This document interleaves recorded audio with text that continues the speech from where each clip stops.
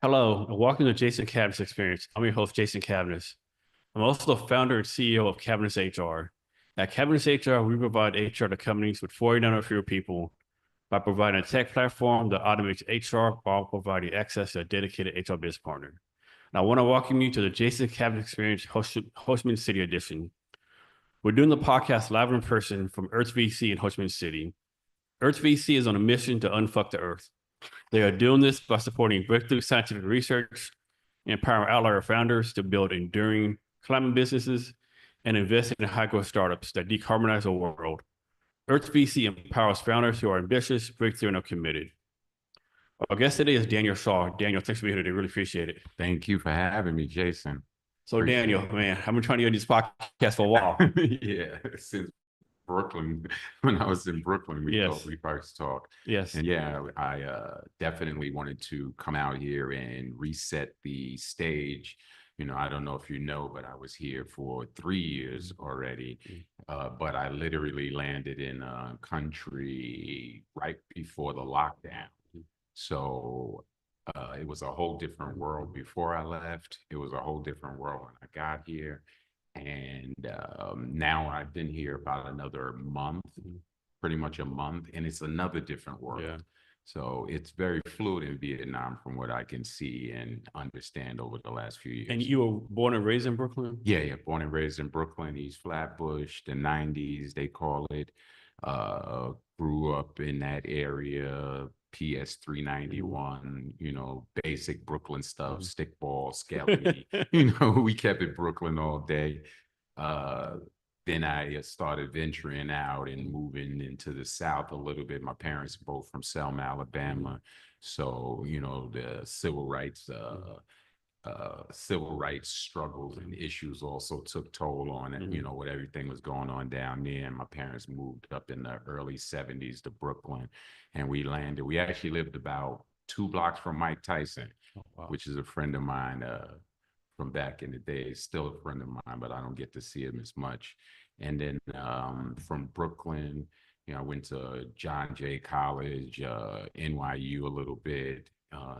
Then I met a young lady named April Walker, and she needed an intern for a clothing brand, which was one of the early startups in the urban apparel business, as they used to call it, which is now the entire streetwear business. But April started a brand called Walkerwear alongside with Carl Kanai, Cross Colors, Maurice Malone, and then she needed an intern back then. So I just said, you know what? I'm doing this, the hell with school. I'm going to keep it moving. And she showed me the legit side of New York life. We weren't pushing packs basically anymore, and we got into the clothing business. And I remember her taking us all out to Las Vegas for a trade show called the Magic Trade Show. And when we went to that trade show, I watched her on paper make 2 million USD. The paper wasn't worth anything, but because you have to ship the orders basically. But she wrote 2 million USD, which was, it wasn't money, but it was the most money I ever seen a Black woman write in perceived currency, for lack of a better term. So I was like, you know what, this is the business I want to be in. So I interned for her for a few years, and then Maurice Malone. And how old were you? How old were you at this time? Shit, I was probably 20, 20, maybe 20. And had you had any experience with this before then? No, I fell straight off the street. Okay. We hit the ground moving. I mean, I did a lot of things while I was in Brooklyn in my younger days. I had ice cream trucks, furniture stores, all types. I delivered newspapers. I remember one time I got a Mike Tyson story. Me and my brother, we were about 10 and 12. And on Rutland Road in Brooklyn, they used to have the grocery stores. And so in order to get a job packing the bags in the morning, you had to be there first. So maybe they had 6 or 7 cash registers there. And me and my brother, we would take up a cash register early in the morning. And so like Mike and a few other guys in the neighborhood, they understood what was going on. they didn't pack bags. They waited for the bag packers to come out so they could rob us. So the day was over about 3 o'clock. We see Mike Tyson across the street. Still, this is young Mike Tyson. He's still a kid. It's like baby pictures, but he still looks like Mike Tyson. So you don't want to play with a kid like that. And he seen us across the street, and he come. And I told my brother, I said, "You run this way, I'm gonna run this way, and send him this way." My little brother had the money, so we ended up running away, and we got away from Mike that day. But every time I hear Mike talk about stories about Brooklyn, I always think about Rutland Road. Like that's where they used to get their early morning money from, you know. So you got this internship opportunity. Did you realize quickly, like within a few days or a few months, that man, this is my passion. Oh, This that is was it. like this is gonna be my life's work. I mean, it was a portal into understanding one, business, and two, what the people want. You know, this was fashion. This was early fashion when people didn't even understand what that really meant. You know, as a young Black man back then, we came from the custom clothes era where we would go to tailors and have our shark skins and pinstripes put in. Like, you know, we permanent creases. We did all of that, but we didn't know we were actually tailoring. We used to take jeans and we take the back pockets and put leather on it just to enhance the jeans. And like I said, when April took it to the next level, it just blew my high. On top of that, we went to the trade show and we saw it was like a concert. We would see like all of the top rappers, artists, movie stars, celebrities. And these were the early days. They were walking around, you know, persona non grata, like they didn't care. And I was like, okay, to be in an environment like this where no one's fanning out and everyone's here to make money, it's like, okay, this is where I want to be.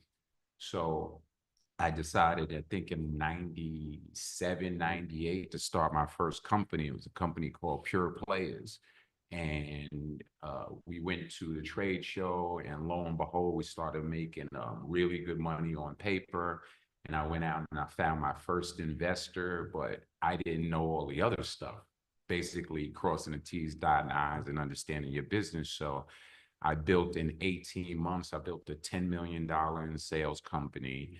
And when I got to the 24th month, I was actually looking for real money. And the guy that I was partnered up with at the time, he basically said, "I'll give you a job and a chain." And with that said, I basically looked at it and said, you know what, if I started one company, I can do another. So I opened up another brand called 1020 Blues, and we did all of these advertising campaigns with guys like Naughty by Nature and Public Enemy, Wu-Tang Clan, to name a few. We seeded celebrities on East Coast and West, and that brand pretty much took off. And then came the era of the celebrity-driven brands. So, you know, I had to pivot when I saw that, and I basically said, you know what? The only thing that the urban market isn't doing right now is footwear. Mhm. So why is that so hard? You know, shoe looks like a shoe is a shoe until you get into the nuances of it. So I was lucky enough to be working with a company called Fubu, Damon John and those guys over there. And they were building product left and right for some of their brands. They had brand extensions like Coogee, Willie Esco, had a lot of different brand extensions. And they would let me consult with them on trends and what's going on in the market. And they were cool enough to place me with their licensing company who produced all of their footwear. And it was the most incredible lesson I ever got in my life to date, because I didn't understand, you know, a shoe from anything else, but just being under this company's tutelage, they showed me one, the way to make a proper shoe, and two, the business of shoes, not the shoe business. So the business of shoes is way different than the shoe business, you know. And you know, for example, we would have the designers in the room, and the designers would have to come up with the greatest shoe on earth every week. And the manager of the company, he would come in and say, okay, this is great. We got gold zippers on it. We got a platinum tongue. We got, all type of stuff. It's electronic before it's electronic. Now make it for $10. So that's where, to me, that's where the education came in, because you had to figure out the business. Anybody can make a great shoe with a whole bunch of disposable money, but make it for $10 so it can go in the store for a reasonable price. And that was the question that I was always chasing in this particular business right here. So I started going to Asia with him, and this is back in the days before the handover. We would go to Busan, Korea, Apgujeong, Itaewon. We'd be all over Korea, Indonesia, and Hey, so not to interrupt you. So I was in the army. I retired from the army. I was in there for 25 years. Me and my family were in Soka for 3 years. We actually lived like a block from Itaewon. Oh, okay. So I know Itaewon very I well. used to live in the Hyatt Hotel. Okay, so you know where the Hyatt is, and then the gate 3 to the military base. We live right in the middle of there. Oh, okay, nice. Yes, live right there. A safe place. Yeah, safe place. Yeah, we go Hyatt a lot of times. Oh yeah, I used to be in JJ Mahoney's every night. Yes, yes, good times, good times. That was the good times. Yeah. And then when the market changed in Korea and China opened up, we were actually in Hong Kong for the handover. So we were some of the first guys to start venturing into mainland and building shoes out. So I would come back and forth to China back then. I think I was in my early 30s, and it was incredible. I literally lived in China before I came here for 8 years, because that was to me, that was the holy grail. It's like the medical school for shoe guys. You know what I mean? Like, because all of my family and friends just go, why are you living out there? It's like, they got Starbucks, they have buildings, like, beds. Yeah. Isn't it amazing? Like when people say like you're going to live in Vietnam or visit, they'll go to the country. It could be any country in the world. What do you go there for? Like they have electricity. They have electricity. They have internet. To be honest, don't tell nobody. Because it's so nice. That's true. I don't want them to spoil it. Yeah, that's true too. I've been I tell everybody, like, Vietnam specifically, this is the end all be all for me. Yeah. Because I lived in Xinjiang in China for 8 years. And it was very blinders on, put your head down, do your work, go home, repeat, and it wasn't for lack of a better word, the quality of life that I was looking for. And the discipline was there, which is dope, and if you're in the creative business, you need as much discipline as possible to move your craft forward. So I learned a lot with the discipline, but then, unfortunately, when COVID hit, I said, you know what, let me give this a break for a second. And I ended up in Thailand for I'd say about a month, but I was pulling my hair out because there's no industry. Yeah. So I said, okay, what's the I mean, Thailand does have industry, but we won't talk about the industry here, right? Yeah, that's not, okay. At 57, I'm good with that industry at this point. So in terms of actually working, I needed a place to build craft. And, with China came the convenience of one-stop shopping. So if I wanted footwear, I literally go to the footwear province, go to 2 or 3 buildings, and every component of shoe that I ever needed is in one building.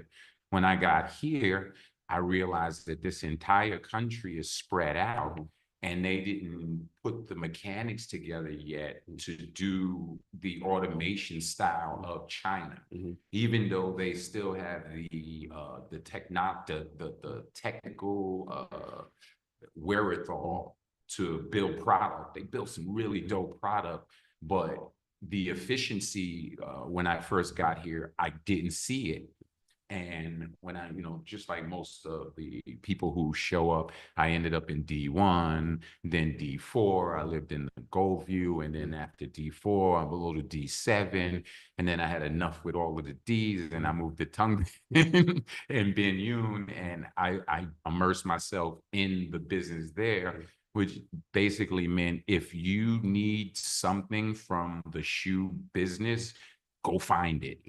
So I spent the better part. This is all during COVID, which was even more incredible, that You know, as we're going up in directives, I'm still out in the middle of Ben Yun, Ton Bin, looking for factories that may or may not be open. So, you know, you can imagine as a black man running through Ton Bin, peeping. And do you speak the language? No, No, okay. not at all. I'm working on that. Do you have like a translator go through everywhere? Yeah. I got a nice staff. Like my crew, my team, they really back me up. And, you know, over the first 3 years of me being here, we were in rooms this size basically for 10 hours just learning each other and understanding, you know, what I'm trying to translate to the factories based on all of us, you know. They're in the short term, they're smarter than me. They're younger, they're faster, they're more creative than me. I just know where to sell it at. So let me ask this real fast. Somebody said this the other day on my podcast. I'll get your opinion. So this guy, he was telling me, in his opinion, that the Vietnamese females are like so super smart. Like the Vietnam females are head and above, like just crushing it here. Don't tell anybody about this. This place is incredible because it's an art-driven culture.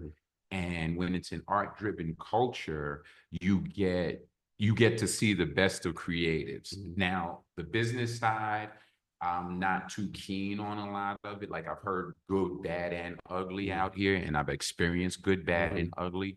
But the creative side, you give them the task, they complete the task, and that's it. And it's more than fair. If I show you what I've spent in the last 3 years based on what I spent in the US for the same type of services, it's night and day. You know, so that's another reason why I decided this is the place to be, because they're not running out of art, they're running to it. You know, and it's a constant evolution of art and the form. And if you just sit and watch, you know, Vietnam as a culture has as much soul as anybody in Brooklyn, Harlem, you know, or anywhere else on the planet, LA, because they have their own style based on, you know, the things they went through and the things that they endured throughout the years. So being here, you know, and walking around, literally, I don't take the grabs in Ton Bin. I walk street to street. I know that sounds crazy, but I love walking around. I'm with you. I've been there for 60 days. I've done more walking the past 60 days than probably the last 3 or 4 years. Yeah, easily. Because it's in every corner, every alley, every There's street something to be, in, something to experience. It's a whole new city every block you go. So you'll never run out of things to see. And, you know, in Vietnam, if you like your senses heightened on a constant basis, just go outside. Yeah. You know, like one of the guys. And no matter what time of the day it is, it'll be 2 in, 2 in, doesn't matter. I was about to allude to matter. that. One of my guys that works for me, I saw him. I was going out for a quick bite at about 2 o'clock in the morning, and I saw him coming back. I said, "Bro, why aren't you asleep?" He's like, "They're doing karaoke in my house." And he explained it to me very simply. He's like, "Yo, it's 3 generations in the crib. When they doing karaoke and I want to chill, I gotta leave." So it made more sense that, you know, Vietnam really taught me humanity, you know, coming from, I'm not just gonna say New York, like we a whole different type of fucked up, but it taught me humanity the way America should have did it. You know, and I saw during COVID people bartering as opposed to using money. Money had no value at a certain point out here. They was exchanging tomatoes for potatoes. And I was like, that's super dope. And it was something I never seen in 57 years of being alive. People just disregarding money and saying, yo, you know what? You need this, you need that, let's go. And it warmed my heart.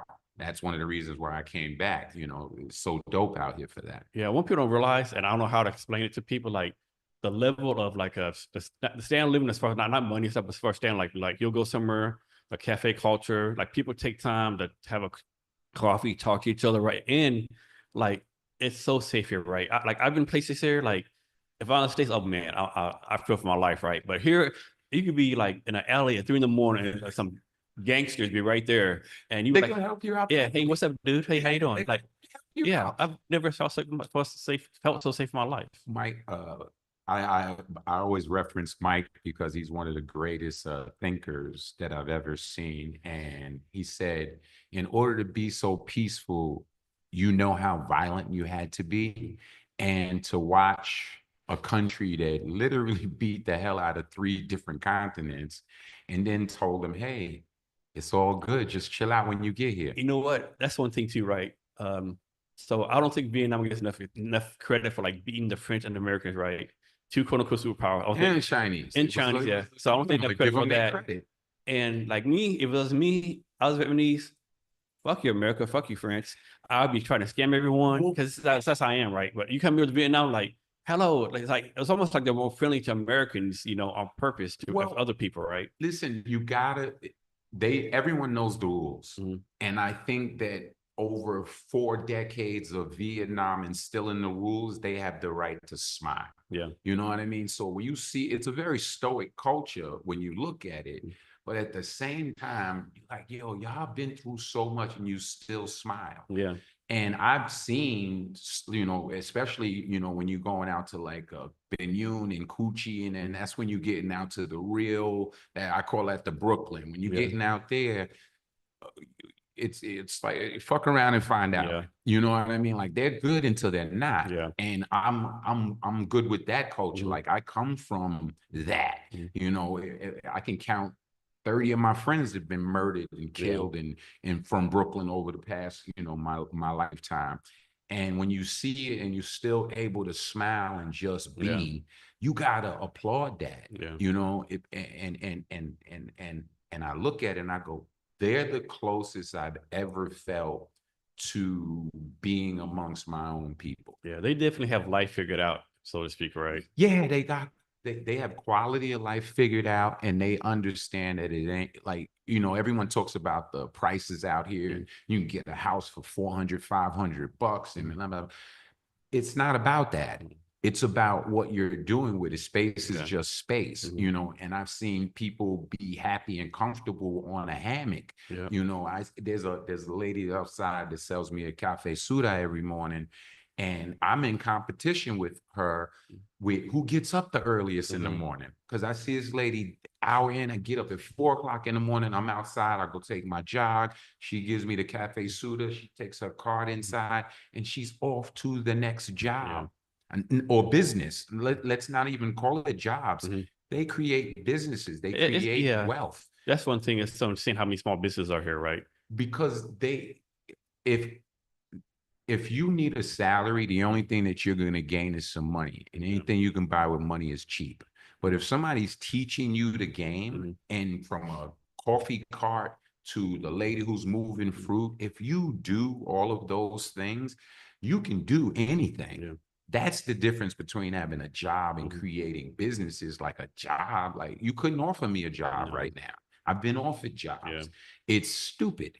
What you need to do is create, I have a lot of teacher friends, and we have a lot of conversations about this, yo, D, what do I do? What do I do? I say, yo, go to the store and go buy a box of pencils and send those pencils back to your country and sell those pencils for triple the money you bought them for. Start somewhere. But don't come and bitch and moan about the schools because they holding your check. They won't get you your vehicle. That sounds like a whole bunch of your fucking problems. Sorry. You can see it. Oh, okay. It just sounds like a whole bunch of like cop-outs where how much easier do you want it? You know what I mean? Like we like it hard. It should be hard. And you don't get to come to a country and all of a sudden let your hair down and chill. Get to work.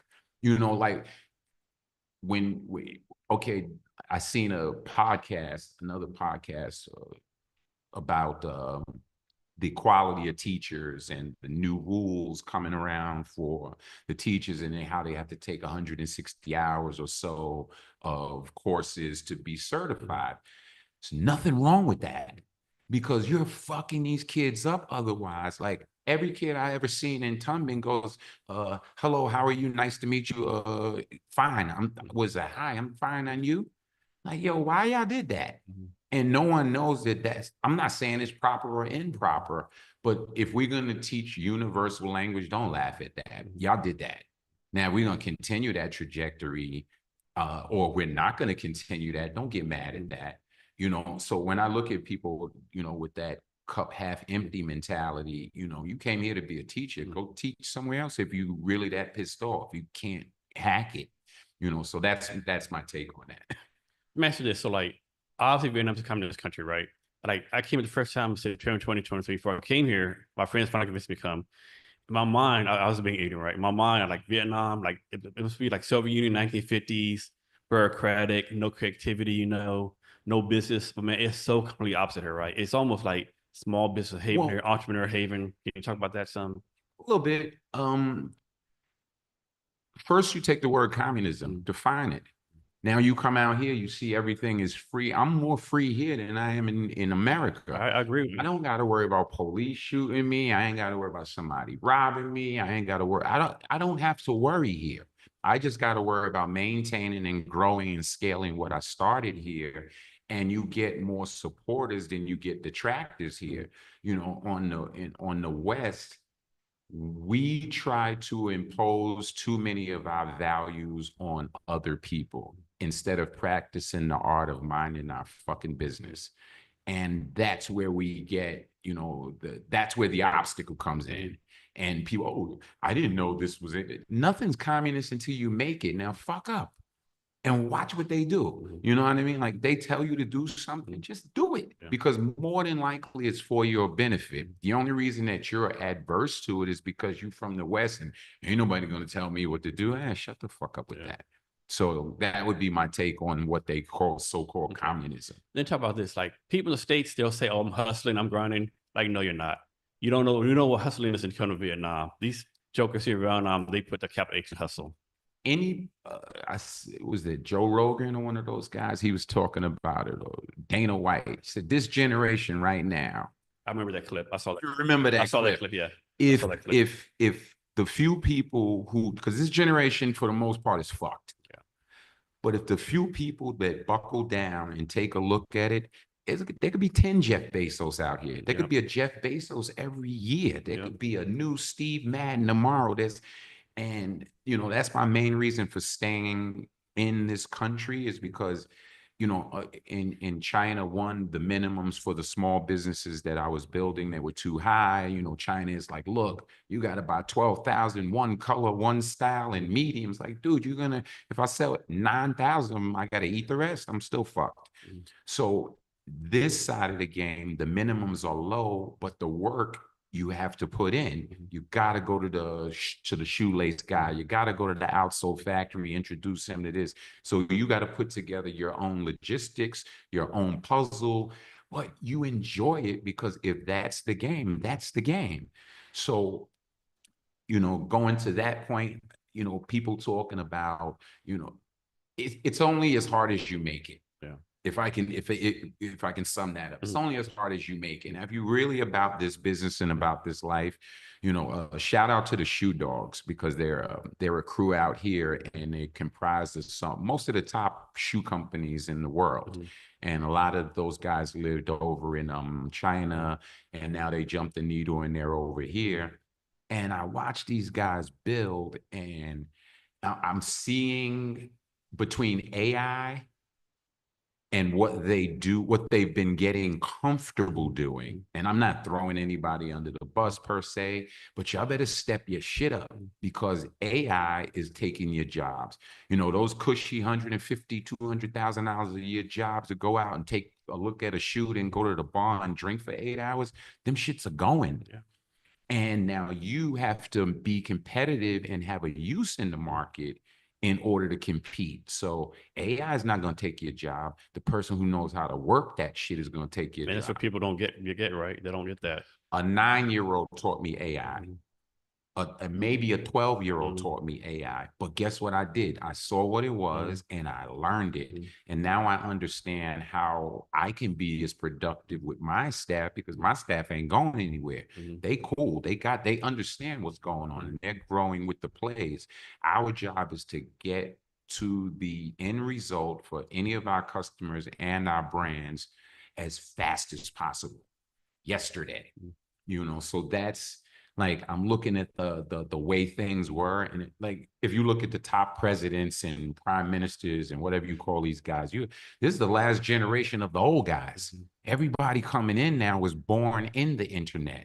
You know what I mean? Like me, I can put my phone down, I can turn the computers off, I will not miss a beat. I'm 57. But these young generation, the young generation, they were born in Facebook. So when I say that, meaning when I was born, it took 6 months for my family to see my baby pictures because they had to mail them all over the world. And while they cutting the cord, that kid is in the internet.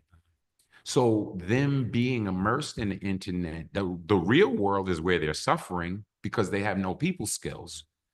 But the internet, they have 10 million friends. They're making money. They're making millions across the world. So I'm looking at that part and saying, okay, how do I go more into the internet and jump into the web and shake loose the people part? Because I'm on the other side of the coin. You know what I mean? I got more behind me than I got in front of me. So that's the learning curve. And so many people are adverse to that curve. Like, I don't want to use this. Go ahead. You'll be stuck. Yeah, less competition for me. Exactly. I'll take your money. And, I get customers, every day because now technology is fortune, depending on how you look at it, is in everything now.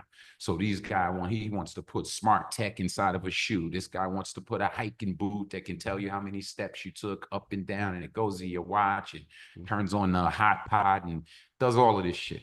So, but they're all of the tech guys from Palo Alto and all of those places are now trying to get in the apparel game. So now either you have a whole nother 20 years of learning, or you got to find a guy like me that can take your little device and put it inside of my shoe.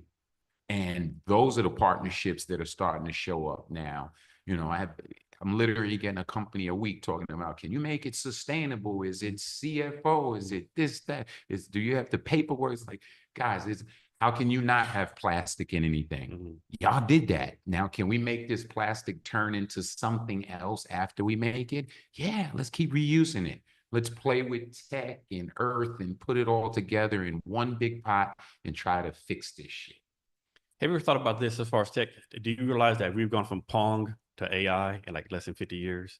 Yeah. I mean, it's crazy, right? Well, even before insanity. Okay, put it like this. My mother used to open the window, and whoever she saw walking down the street, she'd say, hey, tell Junior I said, come up the block. That message beat her voice around the corner.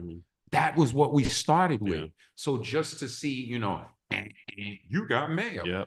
And playing around on a device for 15 hours that did nothing. AOL and the Microsoft, we free trial every day. Okay, exactly, right? Huh? Yeah, I know, right? Remember that? Yeah. I went through all of those stages, and Microsoft and this one, and those companies. That I forgot the name of that. Mind something, but it was like a giant multi-million-dollar company for a week, and then AOL took over. And this is how guys like what's the basketball guy, Mark Cuban? Yeah, they made their money when it was the original the Gold Wild Rush. West of it, right? They were making anybody that came up with a dumbass idea automatically got a couple $1 million. The market is not even saturated yet because it keeps evolving. And instead of people growing, they drop off and say, oh, I had enough.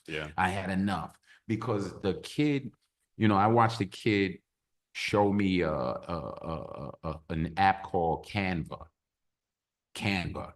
And Canva was when I had Photoshop. I'm talking about Photoshop, Adobe One. I don't even think they had names all the way up to when they said CS. I got off there. I was 17.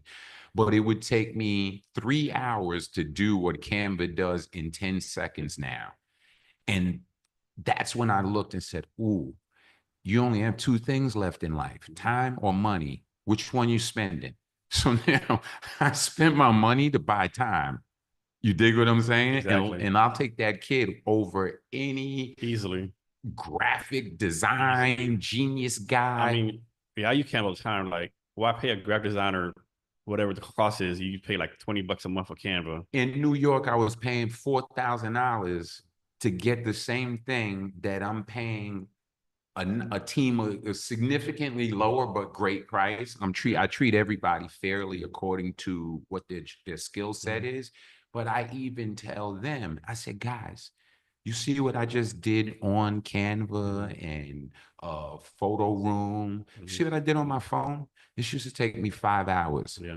Y'all got to stay sharp Yeah. because I might not have as much patience. You dig what I'm saying? And that's a real thing. Yeah. I might not have patience next week because this new app can feed tonnage of information. And my thing is, Susan, this might be negative to say, but my thing is like, if I figure this shit out and you can't, like, and I'm dumb. What do I need you for? No, it's not what you need them for. I got to find another use for you because I'm a complete idiot. But if I can figure this out in less than an hour sitting on the toilet, y'all are fucked. Yes.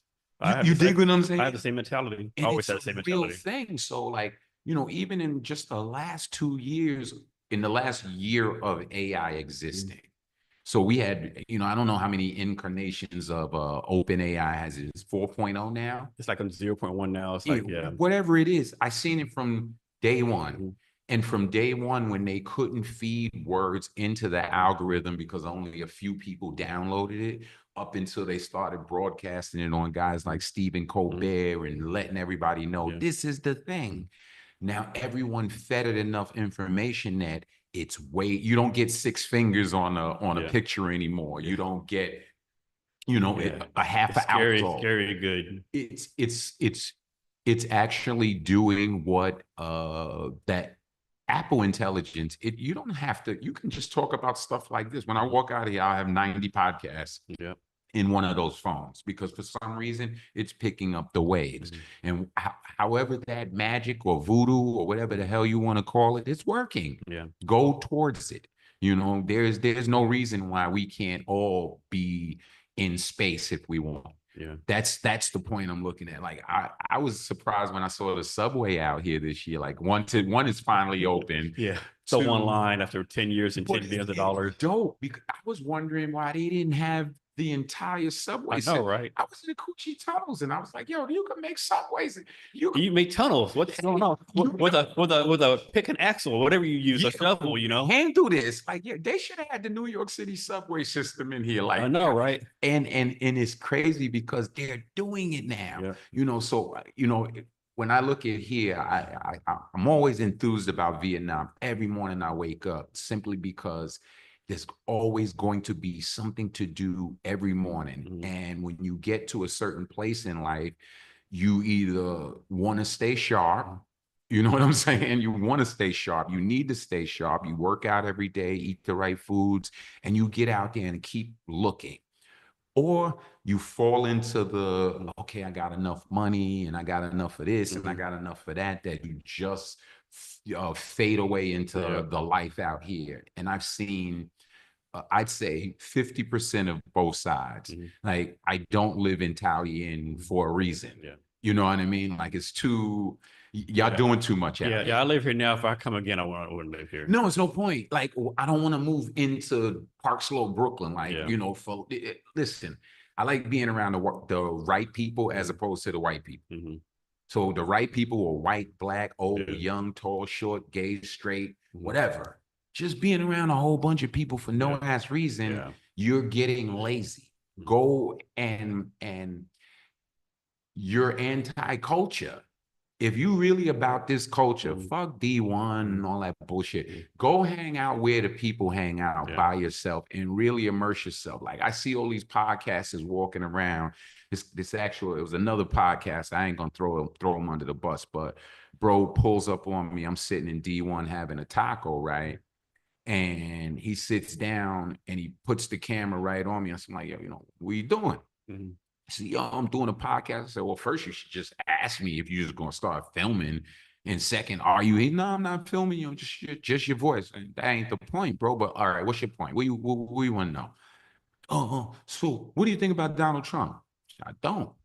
The fuck, I'm in Vietnam. Like, why would I be thinking about Donald Trump? Oh, what part of Africa you from? What part of Russia you from? But I could see he's from Ohio because he got some Ohio tats on him. So I said, since you just want to make blanket statements about people, what are you doing with this thing? I'm talking about, what's life like? I said, have you really been in Vietnam, or are you just running around this neighborhood with the podcast to score girls?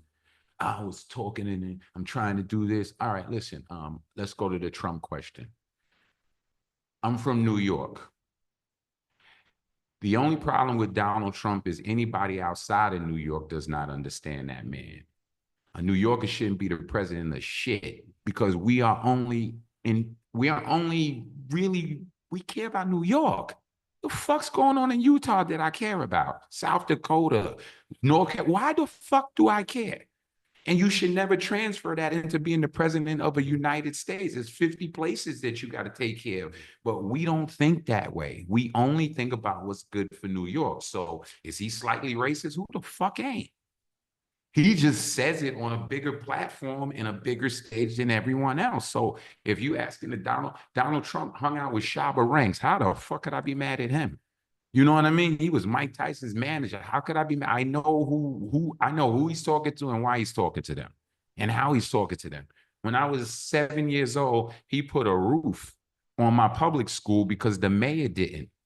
You dig what I'm saying? That's the shit I remember. It is crazy to me how, like, before he got into politics, he was like he was all with like Jesse Jackson, Al Sharpton, like almost integrating the black community, and then like snap your fingers, he's a racist. Well, I never understood that. Is in the black community. We just choose to be sheep in the shit and not look at the reality of what's going on. And what kills me too, like, he was president, he gave more funding to HBCUs in the history of ever. Listen, and then Biden comes and cuts it in half. I don't do the politics back and forth. I was just referencing Trump. I don't give a fuck about either one of them. And none of that shit affected me one way or the other.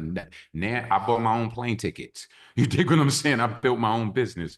My point being is that a lot of people follow the masses when they don't have to. When you look at the facts and you go, okay, why? Look at when somebody talks about somebody, I look at them and say, that says a lot about you. Because you didn't form your own opinion. You just told me what somebody else said, so you fuck off. You dig what I'm saying? And when you're talking about guys like Trump, like you said, Jesse Jackson, fuck Jesse Jackson did for me in the last 20 years. Al Sharpton did for me. I miss fat Al Sharpton. Let's talk there. You dig what I'm saying? Like I'm on it like that. Like let's call it what it is this year. Like it's 2025, so I miss fat Al because fat Al at least had a point of view.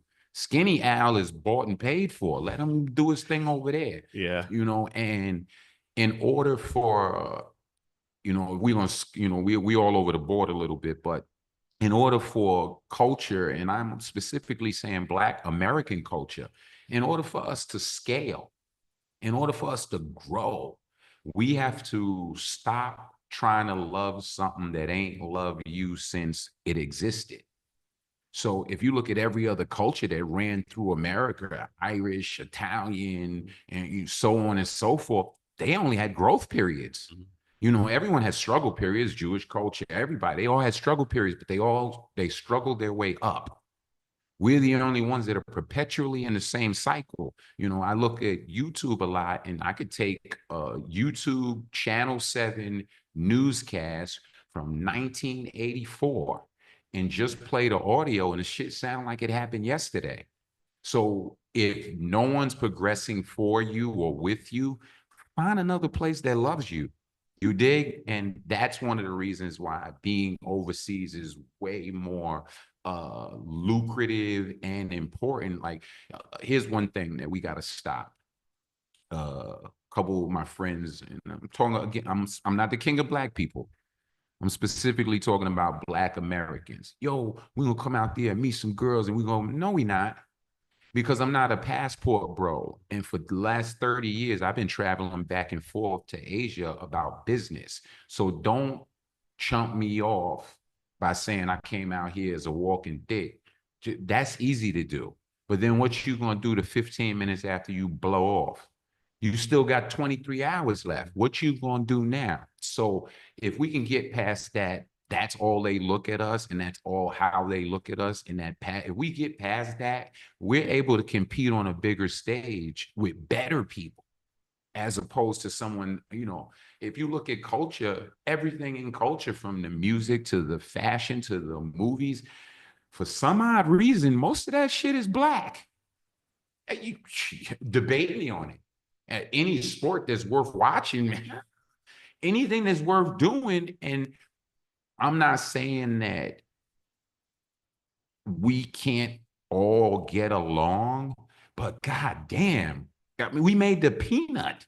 You dig what I'm saying? Like we made the peanut. So we should have credit for the stuff we doing. You know, Virgil pulled Off-White off, but then he died.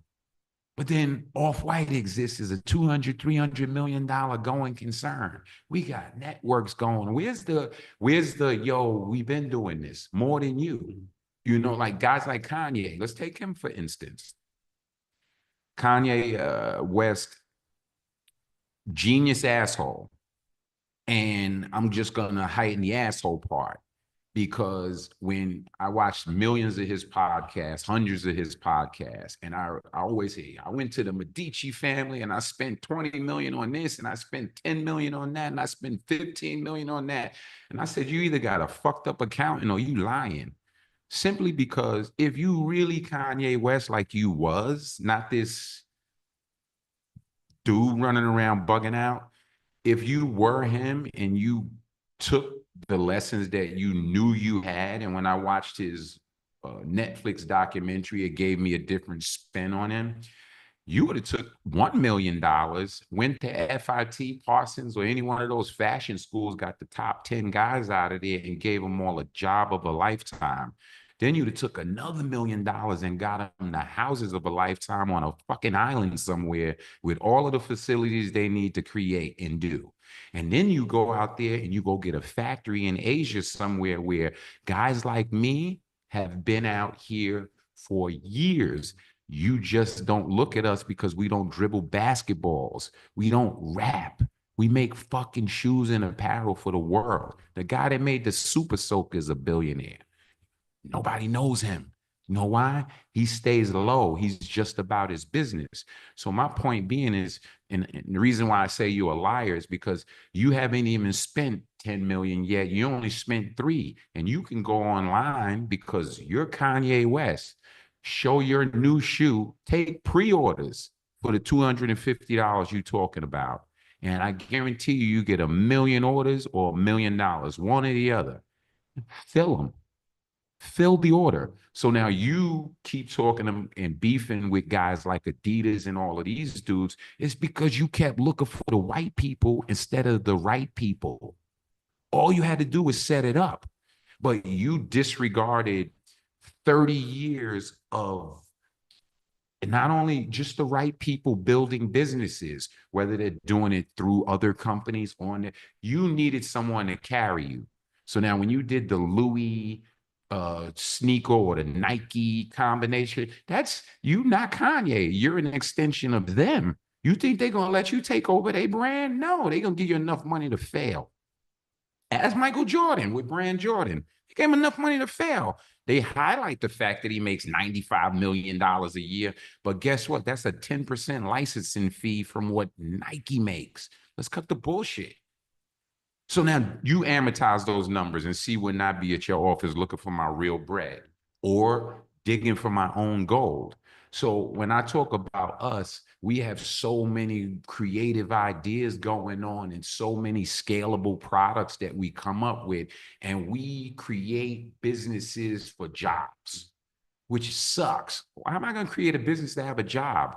I'm gonna create a business to scale it, not go and go, hey, you want to be my partner just so you could fuck me over and I work here and run around with the proverbial gold chain with my logo on it? Like, cut the bullshit. So let me ask you this, right? And I could be wrong, right? So I don't think most Americans, like in hip hop culture in America, realize how big hip hop is in Asia, right? Or do you Well, think you realize it? no, we realize it's the whole culture. So take a guy like Cameron, him and Mace, right? They scaled their rap business from being in 2 different rap groups, different sides of Brooklyn, medium to platinum albums, right? But that's now 20 years removed with just that part. But the way they're moving now, they moved into the podcast space and created an ecosystem within just the podcast space that creates revenue from the podcast, revenue from the merchandise stream, revenue from ads, so on and so forth. So for the people who got it early, what you're seeing now is the cream of the crop rising to the top after 20 years of complete struggle. So, all that glitters wasn't gold. When you saw Jay-Z with flossing back in the days with the chains on, he still went back to Brooklyn to an apartment on State Street. Now that got him the mansions and the residuals of putting the work in and holding on to the asset. We were so quick to throw it away to catch $10 million that we didn't realize you can get $10 million from anywhere. You just got to learn the art of waiting. Hey, so real quick, can you give us your top 5 hip hop people, artists, based on whatever your top 5 is, and I can give you mine. Biggie, Jay-Z, Rakim, Tupac, not in this particular order, and that last one is a good spot. Oh, I'm gonna have to say KRS-One. KRS-One. Yeah, that's my top 5. Yeah, so mine is and of course it'll probably change tomorrow. Right now it'd be Chuck D, LL Cool J, Ice Cube, Eminem, and Scarface. Give me your why on Eminem. I mean, just based on the numbers of stuff he sells, the support he has, like, Yeah, we didn't sell records back then. Okay. Is it because of his flow? Because he is nice. Yeah, his flow, and one thing I think a lot of rappers, why they feel they try to talk about stuff not in the community, right? He talked about his life, right? Like, yes, like that one thing his song, he says, 2 trailer park girls going outside. Mm-hmm. That's actually talking about 2 prostitutes trying to sell pussy, right? Yeah, and most people don't get that, right? Yeah. It's about Viking and his mom. I just think he was authentic, right? Yes. Well, I think that showed through, and that's why, like, Eminem used to be in my hood hanging with is a crew called the Lowlifes. Mm-hmm. To shout out to Thurston Howard III. And these were super underground. And one of his first songs, I still remember, whose arm is this? I must have bit it off at the pharmacist. And he just went on. And when I heard that with Thirst back then, he wasn't full Eminem. Yeah. And that caught on early. But then, when he became M, he was the most accepted. He took the white boy rap culture to the stratosphere. Yeah. You dig what I'm saying? Because most of the guys back then were posing until further notice. Yes, exactly. Those were acts. Yeah. And those acts transform into real guys. So, like, I'm not saying Vanilla Ice ain't gangster now, but you telling me Vanilla Ice was gangster then? No. Third Base was cool, but Pete Nice wasn't him. Pete Nice came from a very good family. Yeah. You dig what I'm saying? Like, you wasn't telling me you was out banging it because I never seen you. Eminem, now he was walking around with those such said people. Yeah. So I give him that type of credit that he's in the mix. Yeah. Thing I like about him too, like he respects the culture so much, right? He respects the culture, and plus you got Rakim, what's his name? Rakim, Daddy King, Al Cool J, all these like legendary hip hop artists from the beginning, like, to give him respect, right? I think it says something too, Well, he came in and paid homage immediately to what counts. When you look at guys who built Brooklyn, like Buckshot Shorty and Queens, Tribe Called Quest, and Long Island is Rakim, even though it was Brooklyn, Big Daddy. Oh, and what about a man? Remember that group called Gangstar? Of course. What's that dude's name? Oh man, I love that dude. I mean, but he's never on anyone's top 5, probably was top 10. But man, he's so fucking dope. See, that's why having a top 5 in hip hop is hard. Well, it's not hard. It should not be said, because before rap was condensed down into this monochrome of what it is, rap ran the spectrum. And there was only one Biggie, there was only one Bismarcky, there was only one Big Daddy Kane. And if you emulated any of those, 99% of the culture just threw you away, because we have that already.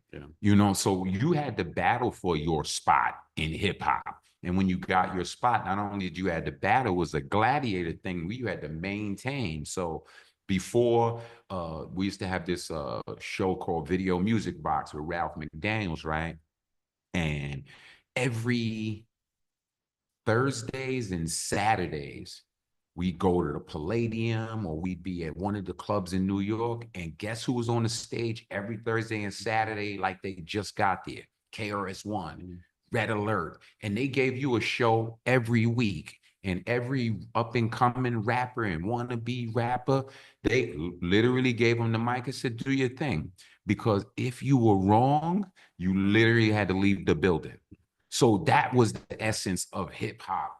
And what we're looking at now is called rap because they condensed it down to something that just makes money and it has no value anymore. It has no intrinsic value.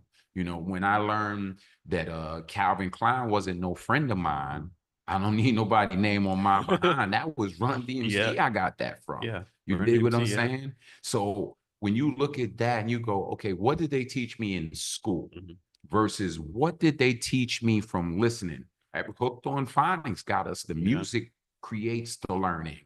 And the more you listen, you just got to listen to something 6 times for it to I stick do in your remember mind. this. Remember the group Houdini that had a song Escape? Yeah. And the one verse like basically said like your job's fucking you over. Take a sick day, find another one. Yeah. Fucking great advice. Because it was trying to tell you that, you know, we were programmed by our parents. So our parents said, hey, go to school, get a good job, raise a family. None of that shit was happening. And even while we were trying to achieve that, here we go, young Black American.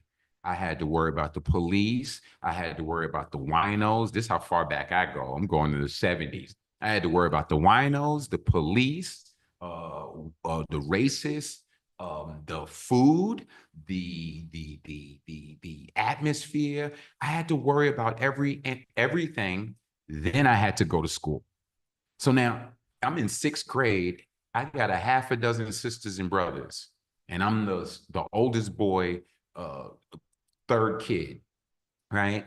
I got to make sure they get home at 3 o'clock because we all got to join up outside and wait for each other. So I got to protect 3 girls and a boy on our way home from school. I got fights in and out, and you expect me to learn multiplication? How is that going to feed them? So the way they were teaching us, we already knew what to do. Get up, get out, and get something. That was in a rap song. You dig? So when we learned all of that and knew it, they were unlearning it. They were re-engineering us to be stupid. You know, go get a job, raise a family. All that's bullshit. Because when you die, your job doesn't get transferred to your kids. They find somebody else and move on and act like you never existed. You dig? So when I look at people talking about hip hop, and I tell them that's not hip hop anymore, that's rap, and that's just commerce. It's like H&M and Zara. That's fast food bullshit. Has no substance. So I don't listen to rap anymore. I'll listen to, you know, which gets to one of the reasons we here. I listen to soul music. And one of the dopest stories that I learned my first year in Vietnam created my newest company. And my company is called Soul Alley. And I'll give you the backstory on it. Back during the war, we still had segregation in the United States. So now can you imagine me and you fighting together against a common enemy? But then you're also my common enemy while we at the crib, which means we over here at the airport, which is the staging area, right? So now when we had our off days, we still had a white area, black area, which is the dumbest shit in the universe. You know, this is America though, right? So we inherently stupid. Let's be stupid. The black soldiers found or mined a neighborhood as we always do.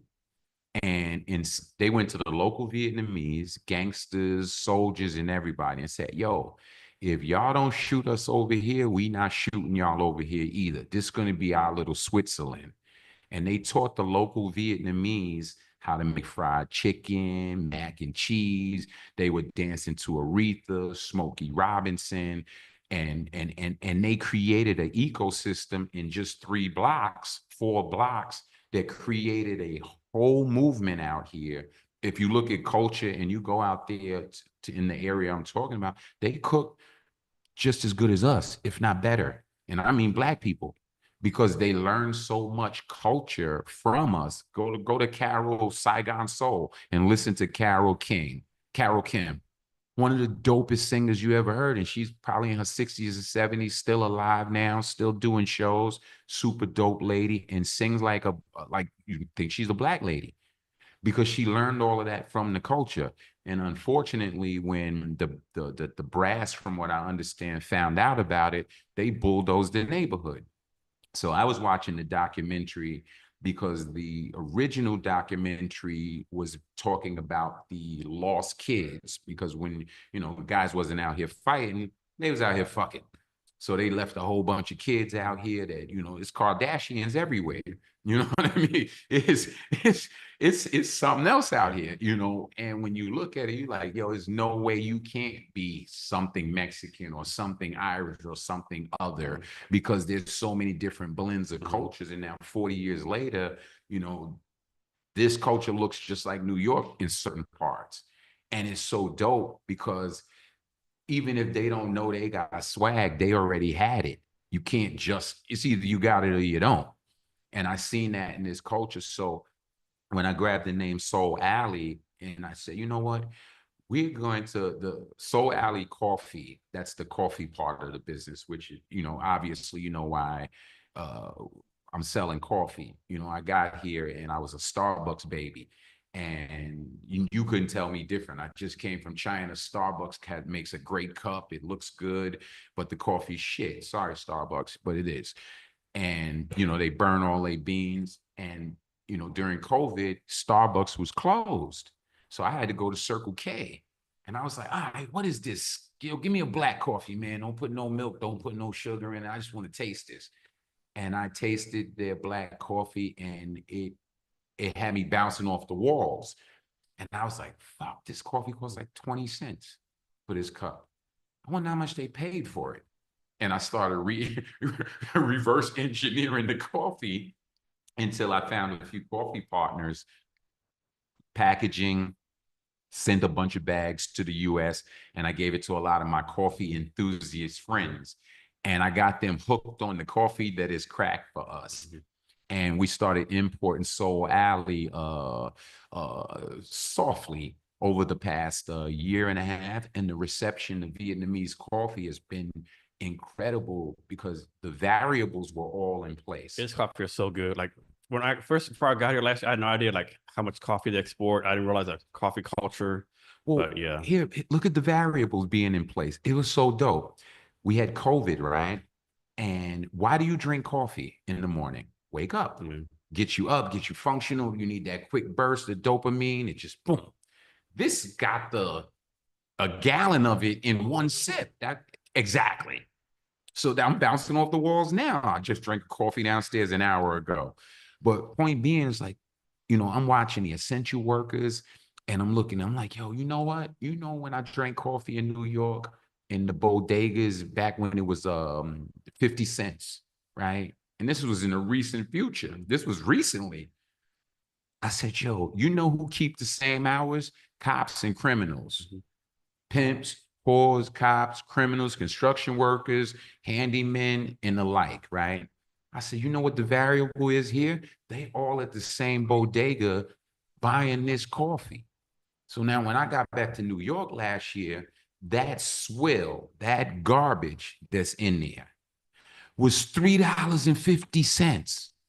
And I said, yo, the added value that I could bring just by putting my coffee in those places is phenomenal. So we started buying coffee machines, and I took a couple coffee machines to the firehouse. Yo, just buy the coffee from are you me. doing this only in New York City or other places? No, I'm doing it worldwide. Okay. But because of what was going on with COVID last year, pretty much this time was the first time that I went home in 7 years, between COVID and just building businesses.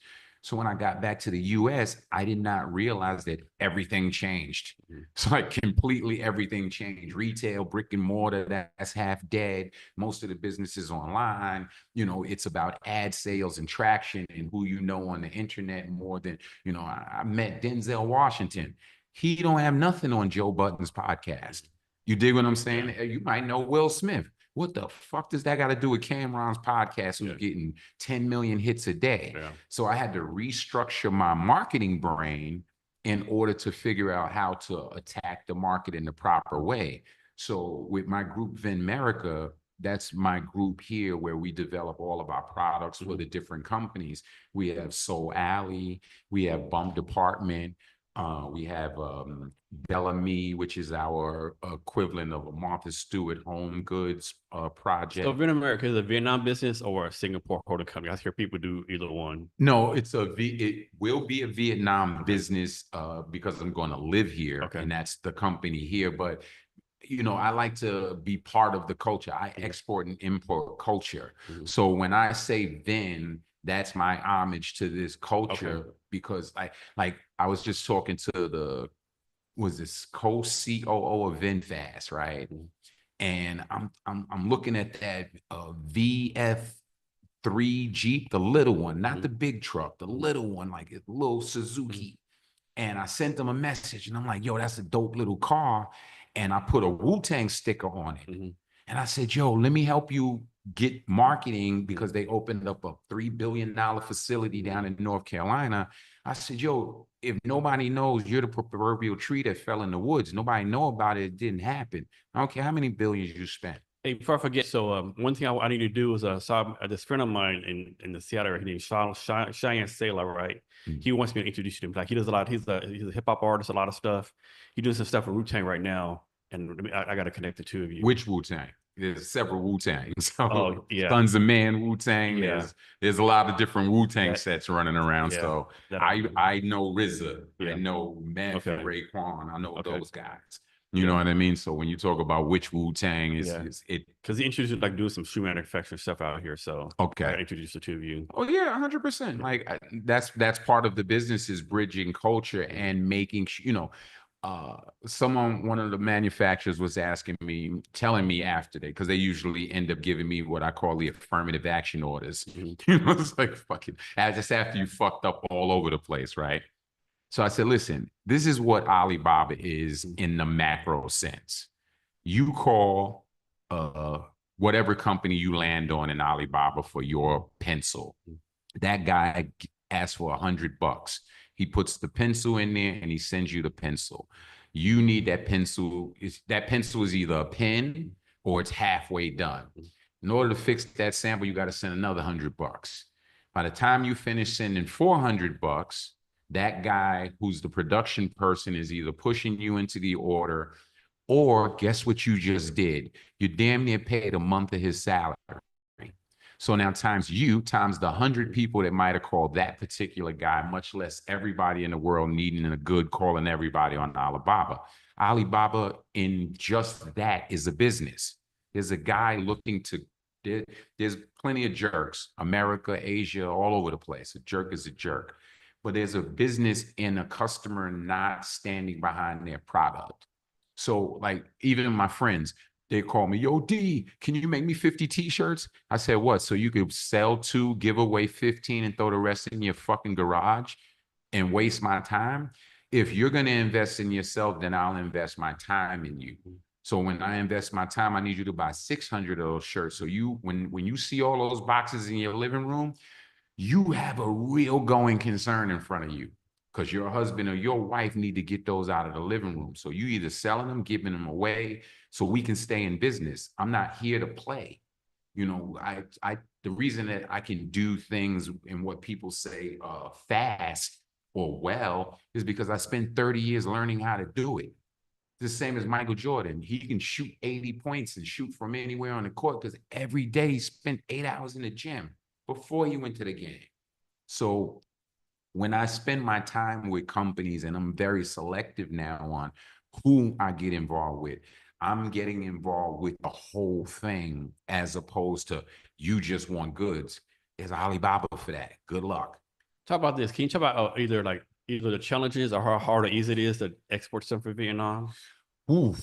Logistics. The logistics, supply chain, that kind of stuff. Well, considering that the entire supply chain for the whole world broke down over COVID, those things don't just fix themselves. So couple that with Nike, Adidas, Puma, Lululemon, and 20 other giant companies, mega companies jumping the needle and coming to Vietnam. So you're trying to stuff this much food down a very small throat. Vietnam has what, a ship leaving port every Thursday? Now, whose goods are on that is subjective to who put them on there on Monday. And if all of those variables aren't put together before the week before, you're going to miss that delivery. So I think now, because logistics is a huge business, that's a very open market for whoever wants to jump in and straighten that out. Is there a way to get goods out? Yeah, it all comes down to money. But the logistic chain breaking down is the perfect opportunity for people to build smaller, more efficient logistics chains.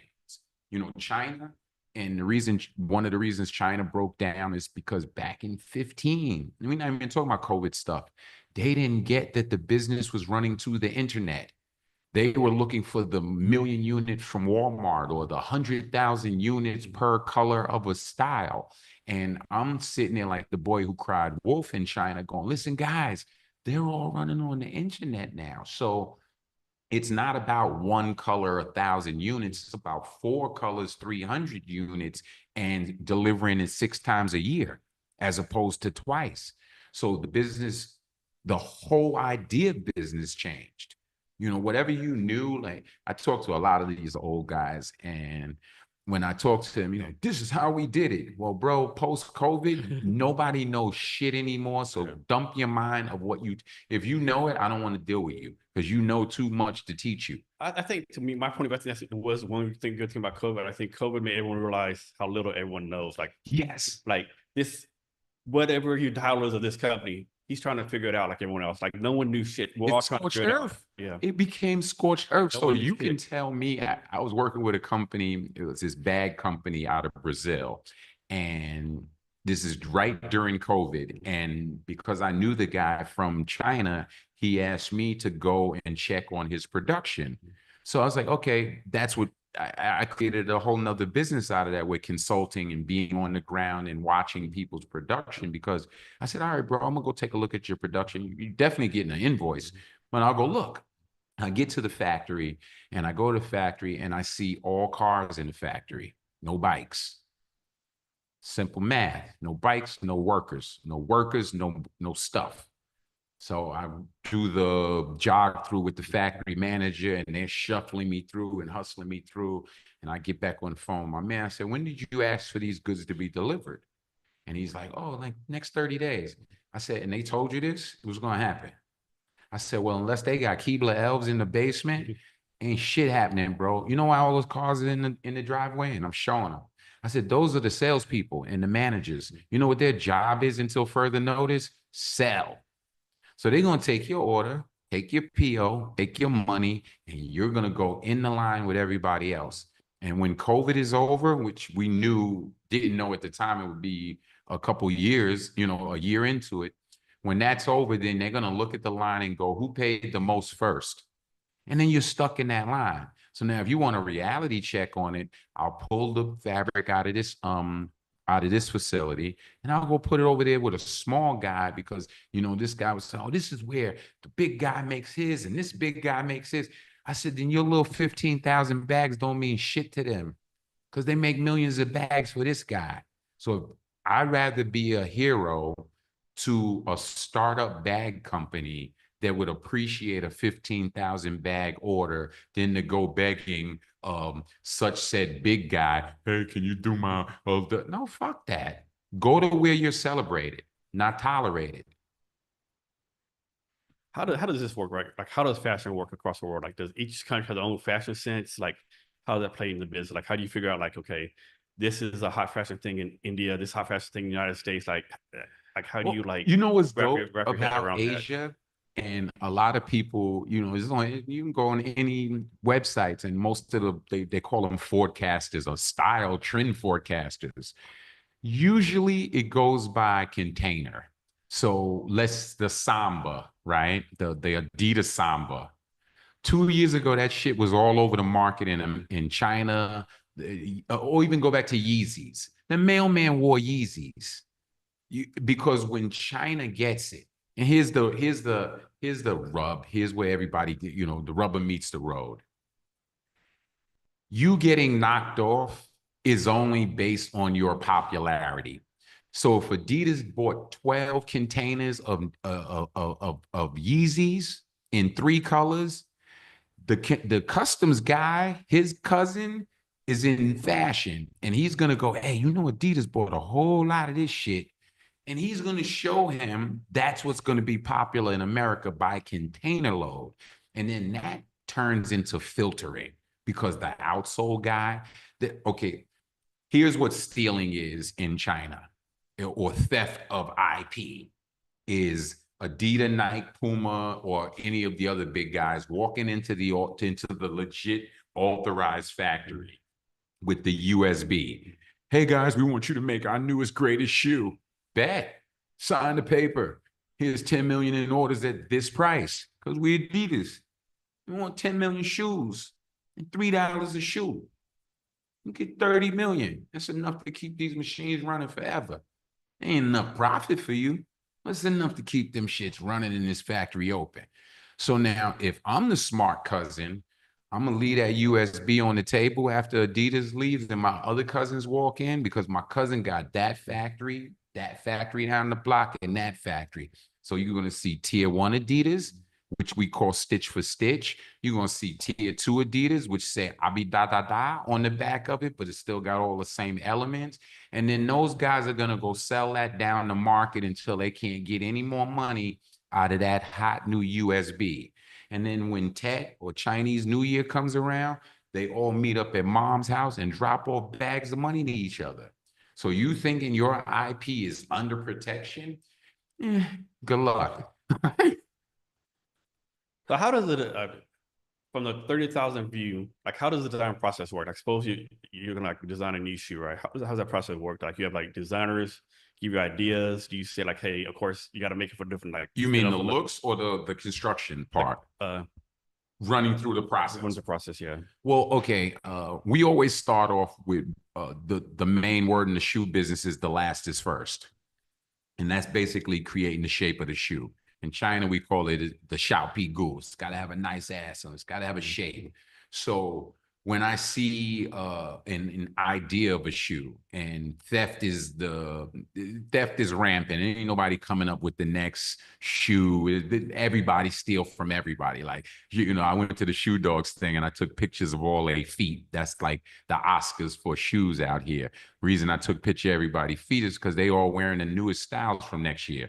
And I told them I'm stealing for next year. I'm not in the business of worrying about what new outsole it could happen. I'm wondering, just like everybody else, what's coming out so I can give you my Burlington, my Foot Locker version, and maybe even if I'm lucky enough, my Skechers version, because those are the real doctors. Those are the guys that wait for everybody to fish, and then there's the whales that come and eat everything. So take a key out of their book.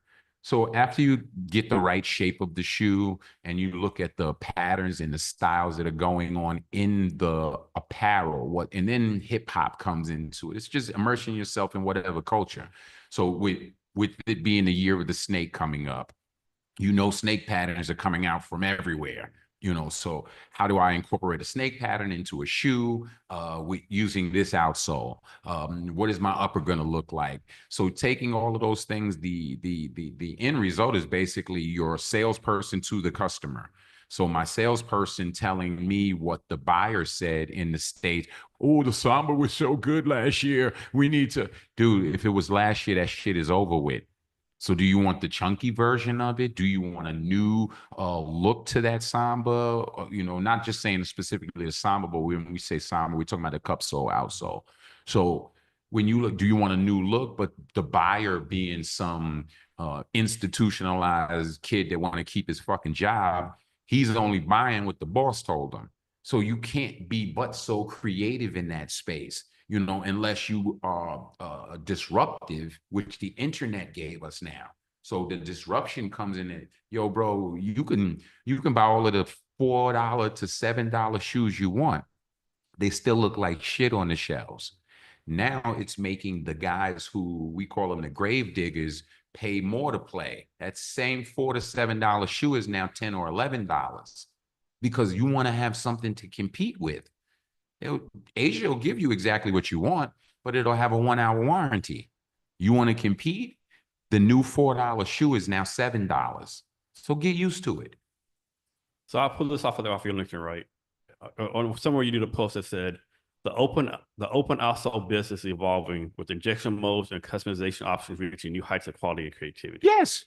Well, the beauty of it was it happened through osmosis. It was during COVID. So think about it. COVID happened. Most people dumped their orders. When they dumped their orders, Nike, Adidas, and Puma didn't make the outsoles when they ordered the shoes. The outsoles had to be made 3-4 months before it all hit. So when everything went bad, you had a whole bunch of product from smaller companies that just got canceled. You think that the manufacturers, whether it's shoelaces, outsoles, uppers, or the like, are going to throw it in the garbage because you said so? No, they threw it in the open market.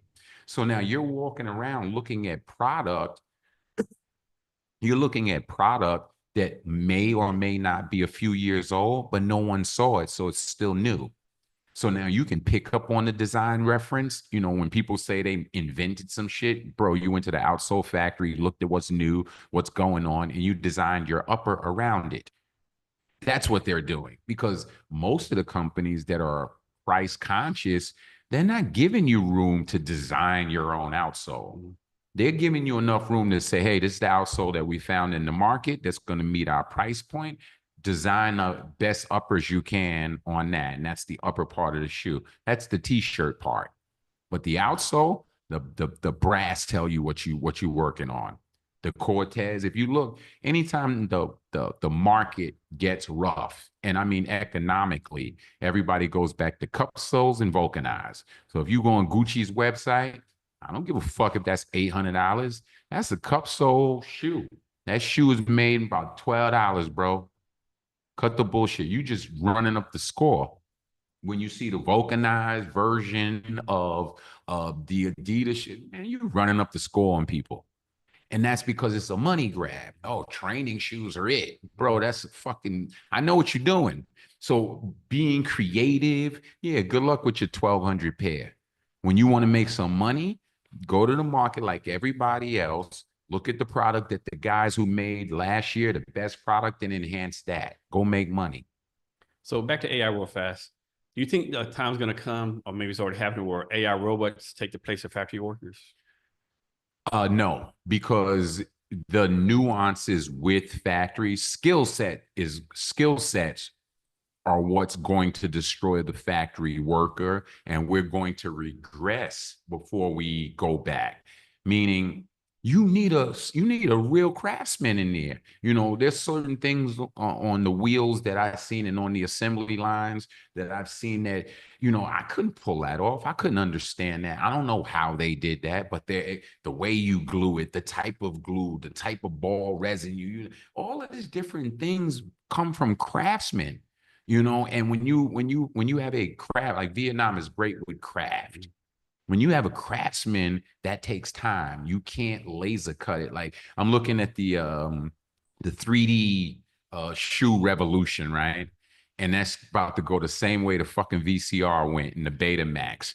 Because we remember the MakerBot?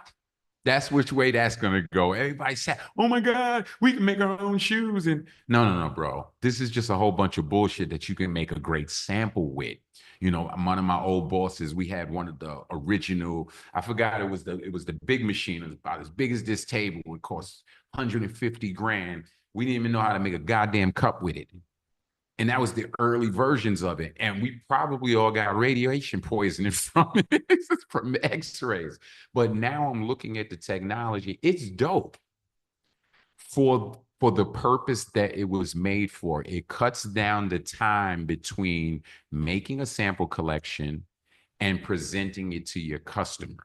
That's all it's good for. But the actual putting the shoe together, you're going to still need craftsmen. And the market is not going to let you skimp on that. Not right now. Okay. So earlier you talked about sustainability, right? So a lot of people don't know this, but like there's a lot of like textile waste, like this stuff going on. Like, how do you help prevent like textile waste and make sure like your product is sustainable and climate friendly as possible? In a simple story, Vietnam takes back all of the West returns from Zara, H&M. They take all of that garbage back, right? And Vietnam re-imports a lot of it to take the dye out of the denim, strip down the cotton, and then spin new garments out of there. What spawned from there is an entire secondhand vintage market within that market. So just in the Ton Bin area, there's almost a whole village of secondhand vintage clothing. In the vintage market right now is an $80 billion market this year that's growing to 127 billion. If you look at the numbers, 127 billion over the next 2 years. And that's because people are tired of the fast food fashion because, I'm not tired of it because I understood the value of it. I'm tired of not doing something with the waste. So what we started doing is that we'll go and buy denim. I'll go buy 200 pairs of jeans, recycled jeans, or just vintage jeans. And what we did was we started turning those jeans into jean jackets, recycling them, cutting the denim up, repurposing them, putting the new patches on, and sending them back out there as bespoke product. One or two pieces of just this jacket, nobody else has it, and we're wrapping it around the t-shirts and the hoodies and the baseball caps because the kid I remember back in the days you couldn't come outside dressed the same way as I did. One of us got to go inside or we got to fight this out. That's what being an individual was. They took every kid out here and put him in the same goddamn Adidas tracksuit and track pants. You can't tell the difference now. So I think there's a small collective now that are looking for how to be different and repurposing clothing. Ralph Lauren just opened his vintage site. I don't know if it's within his site or he has a separate site, but he's buying all his old vintage back because the trade and the resale on his vintage is phenomenal. He's got shirts for $200, $300 that he ain't making no money off of. Him, just like Nike, they want to buy it all back now. But you're killing the market. Basically, stay in your lane. You killing the market that's making you. Ask Tommy what will happen with him. You know what I mean? Leave well enough alone. Let the kids make money the way they want to make money. Stop taking it all. So how much does it not factor? Like, how much does affordability of your product factor into your process? Make it as cheap as possible and give the customer the greatest value, or don't gouge. There's a point where you're ripping people off. So when I see a $680 vulcanized Christian Dior sneaker sitting in the store, I'm pretty pissed off at that because let's just say 10% of the market bought the real ones. It's $600, $700 a pair of shoes. So what's a reasonable markup for something? If you go 50% to 150% above the factory price, you still ain't gonna hit $300 for the goddamn shoe. Yeah. A vulcanized outsole, if you're a company like that, should cost maximum $3 for the outsole. Now soda up on, you got another $4 on there. You got a $9 shoe. So you got a $9 shoe. It's fair to take $18 to $25 out of that shoe. Now, when you start saying first cost is $122, who are you lying to, bro? It's poverty in the world. Oh, we don't want them to get it, but you know who's buying it. You know why you made that shoe. You know why you put all the goddamn G's on that particular boot, because the low profile Gucci, there's a certain customer that wears that. The high profile logo all over that shit, you know why you did that. And when you guys get low on the dough, you start introducing that product some more. That's the reality. So this next question could probably be an entire podcast by itself, right? But talk about the process of opening a factory in Vietnam. Like, did you like build a whole new building? Do you take a factory over? No, because it's such a small, it's a different style than China. And because you have family factories is what I call them. You know, upstairs the family lives, downstairs you got one assembly line making flip-flops. I don't have to own them. I just give them enough production that they can't work with anybody else. So if I find someone, I don't jump the needle because you know, the luxury of being a small company is you're looking for real partner friends. I want to trust that you can do your job, and trust that I can bring you the right order, pay the bill, and help you elevate. Because if I give you 10,000 units of a flip flop that I seen you make, and you make money, you're happy about me. And if you make 10,000, the likelihood of me getting an order for 100,000 is pretty much there. So if you trust me, I'm going to trust you. And we're this part of the business is the new part for the Vietnamese small companies. They don't have listings for a lot of these guys on like Made in China you would go to, or you could go to the Chinese Department of Commerce and say, hey, give me a mid-sized or small factory. They'll send you to the area, but specifically, can you find the guy that only makes T-shirts? Do you really need the Nike supply for T-shirts? Why? What's the difference between him and the guy that worked for Nike for 15 years and decided to open his own T-shirt company because he knows the same technology because Nike didn't want to pay him the right amount of money? I go to him. I like that guy. Me and that guy can talk. We can grow together. We can scale. So how do you do quality control at the factory? How does that work? Is there quality control people there? Within, yes, most of the factories that I work with, they have their people in place, Okay. and I send my people there depending on this. I'll do quality control. Like I literally pack 1,200 shoes on a line with people, looking at every pair to make sure it was right. Like, you know, there's quality control and understanding your market go hand in hand. You don't want to worry about quality control. Make the great shoe and stop skimping on price. You know what I mean? If you want to chump on price and you don't think they're gonna tell you, okay, the laces cost $1.25. You don't want the laces for 50 cents. Well, you're gonna get the 50-cent laces then. You understand what I'm saying? Because you can't take away another man's profit just to make yours up. So give the customer what they want and stop skimping. Raise the price a little bit. That's what we're doing. So you started interning on 20 years old. How long did it take you to figure out like the financial part of the business, like the P&Ls, like you know all the Last year. Oh, Well, not last year, but it's a moving organism. Like, you're constantly learning because everyone needs to make something. The guy who sells you the eyelets wants to make a profit. Everybody can't be, again, make the best product and then pass either the savings or the extra cost on to the customer. That's just the bottom line. Some people just don't like saying this shit, you know. And I strive to try to make the best product because I know once I put my markup on it as a small guy, I'm going to still fit. I want to sell a $65 retail shoe in Foot Locker. That means that I got to make that shoe for $13 and less. Cool. I got a lot of room with that because I know how to make a $4 shoe. You know what I'm saying? But for the guy who wants to just make the best shoe, and you're not going to get it out at $4, bro. And you not owning the company is going to get your ass fired. That's the reality. yeah. So is making a shoe kind of like making a car? Cause like someone makes a car, they bring the windshield for somewhere else, the tire somewhere else. So you mentioned like the eyelets. So all the different part of shoes come from different places. Well, in Vietnam, yes, Okay. right now. I mean, they do have big shoe companies, obviously, and that have all of those components in one building. And when I say in one building, meaning one factory.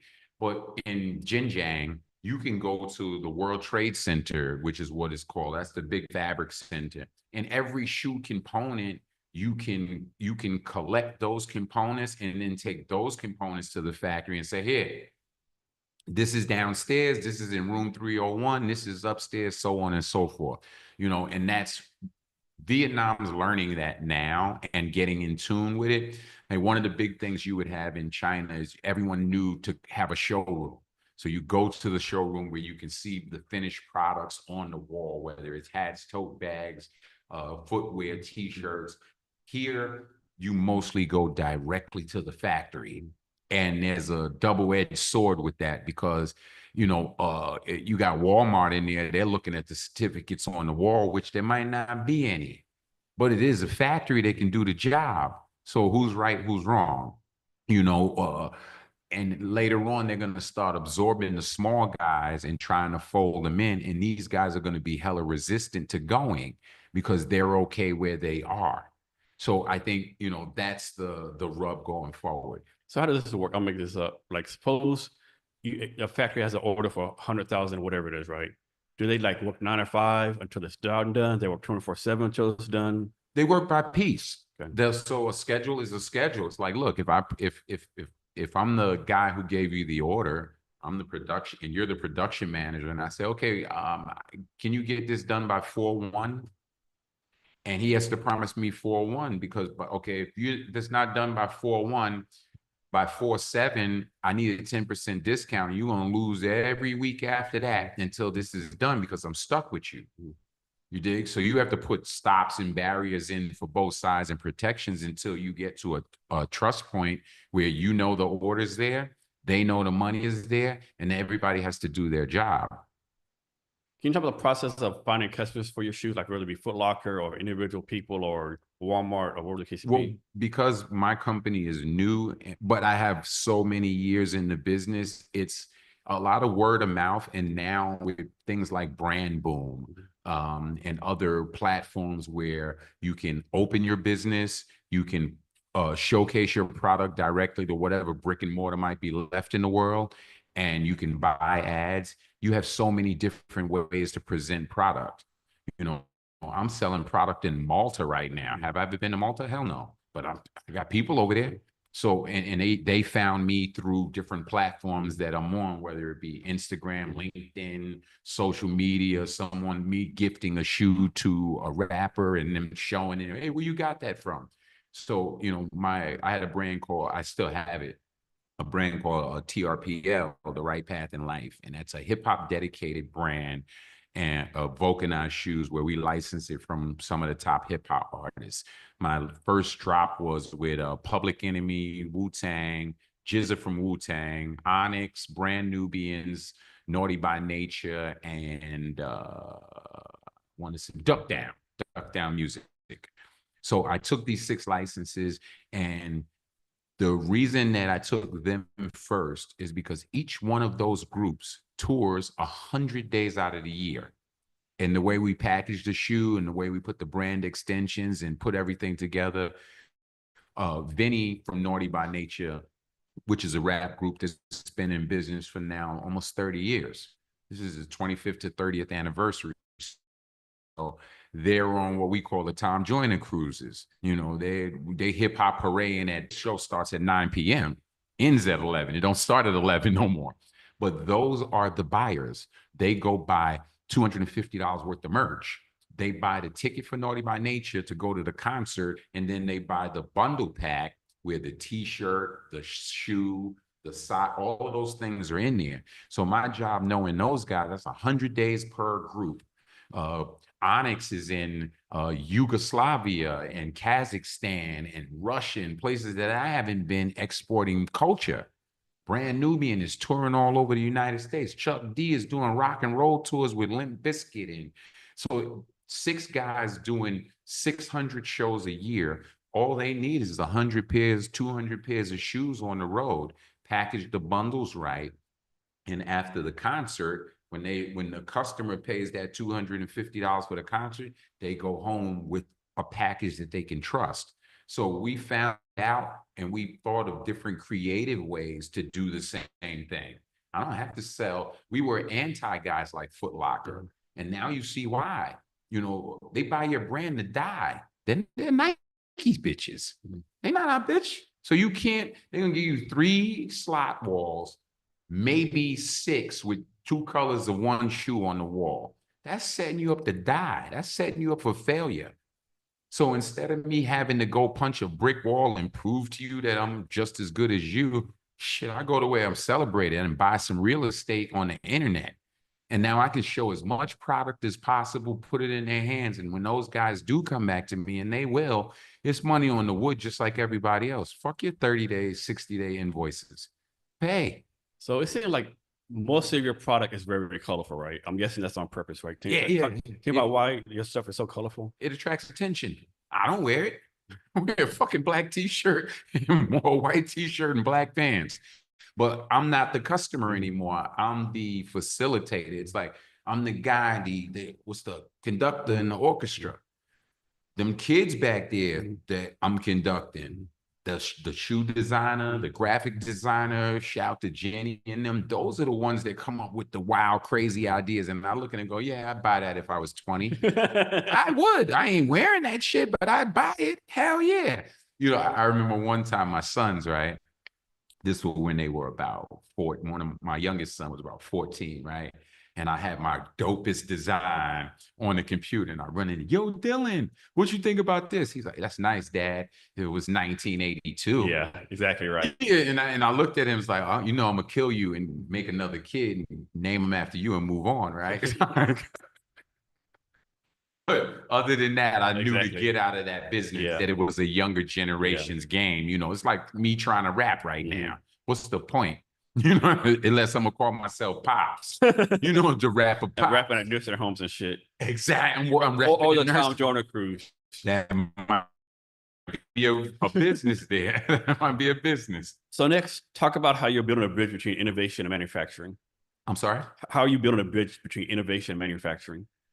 I'm watching the Silicon Valley Palo Alto dudes come out here running around like chickens with their heads cut off with all of the new technology. And I'm saying, ooh, how can we make a smart shirt?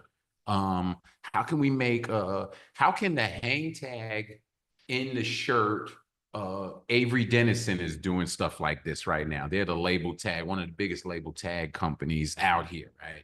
And they're integrating technology with the QR codes and integrating tech into different ideas through the label systems.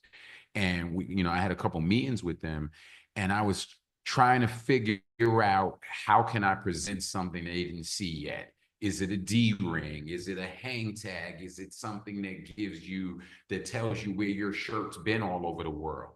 Because like I saw a pair of FUBU jeans in a vintage market in Saigon and Tonbin. And I'm like, I wonder if I could trace the history of that jean back to where it's been. I bet it has a story to tell.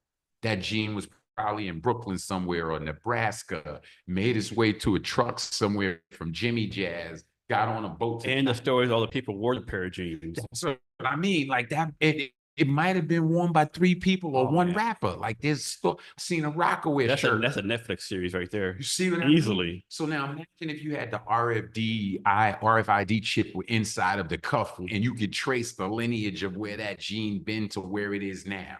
That would be a dope story. That'd be very cool. Yeah, stuff like, so I look at technology as a how can I jump in the, it's like double dutch. Yeah. What time can I jump in the rope without fucking this up? You know what I'm saying? And stay with the music. Let me ask you this, like, you said you're 57. When you were like your young 20s, like play your 20-year-old man again, would you ever think that when you're 57, you'd be this focused, this driven now? I was focused back then. I was never a kid. That was a fucked up part about living in Brooklyn, is we never got to be kids. You dig, like our childhood was, my childhood was based on the oldest boy, 3rd oldest kid out of 10. Mother and father, God bless. You know, a lot of people didn't have both their mother and father. I was blessed to have both of my parents in the house, but it's 10 of us. We were a military unit.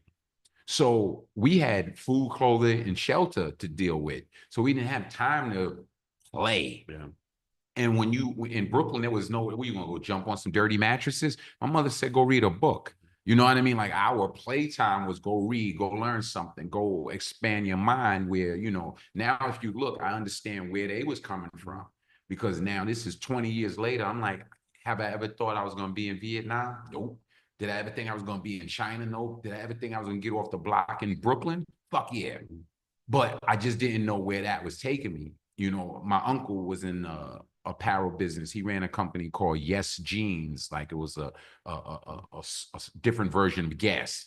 That's when the LA guys was really, moving in the business. And I was so in awe of him, like just being able to do something that I was like, I didn't understand how you can do it.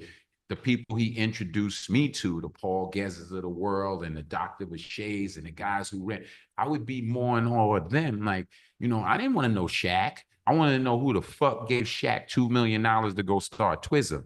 And then I met Morris Goldfarb. You dig what, like, that was my thinking. I didn't want to fucking Russell.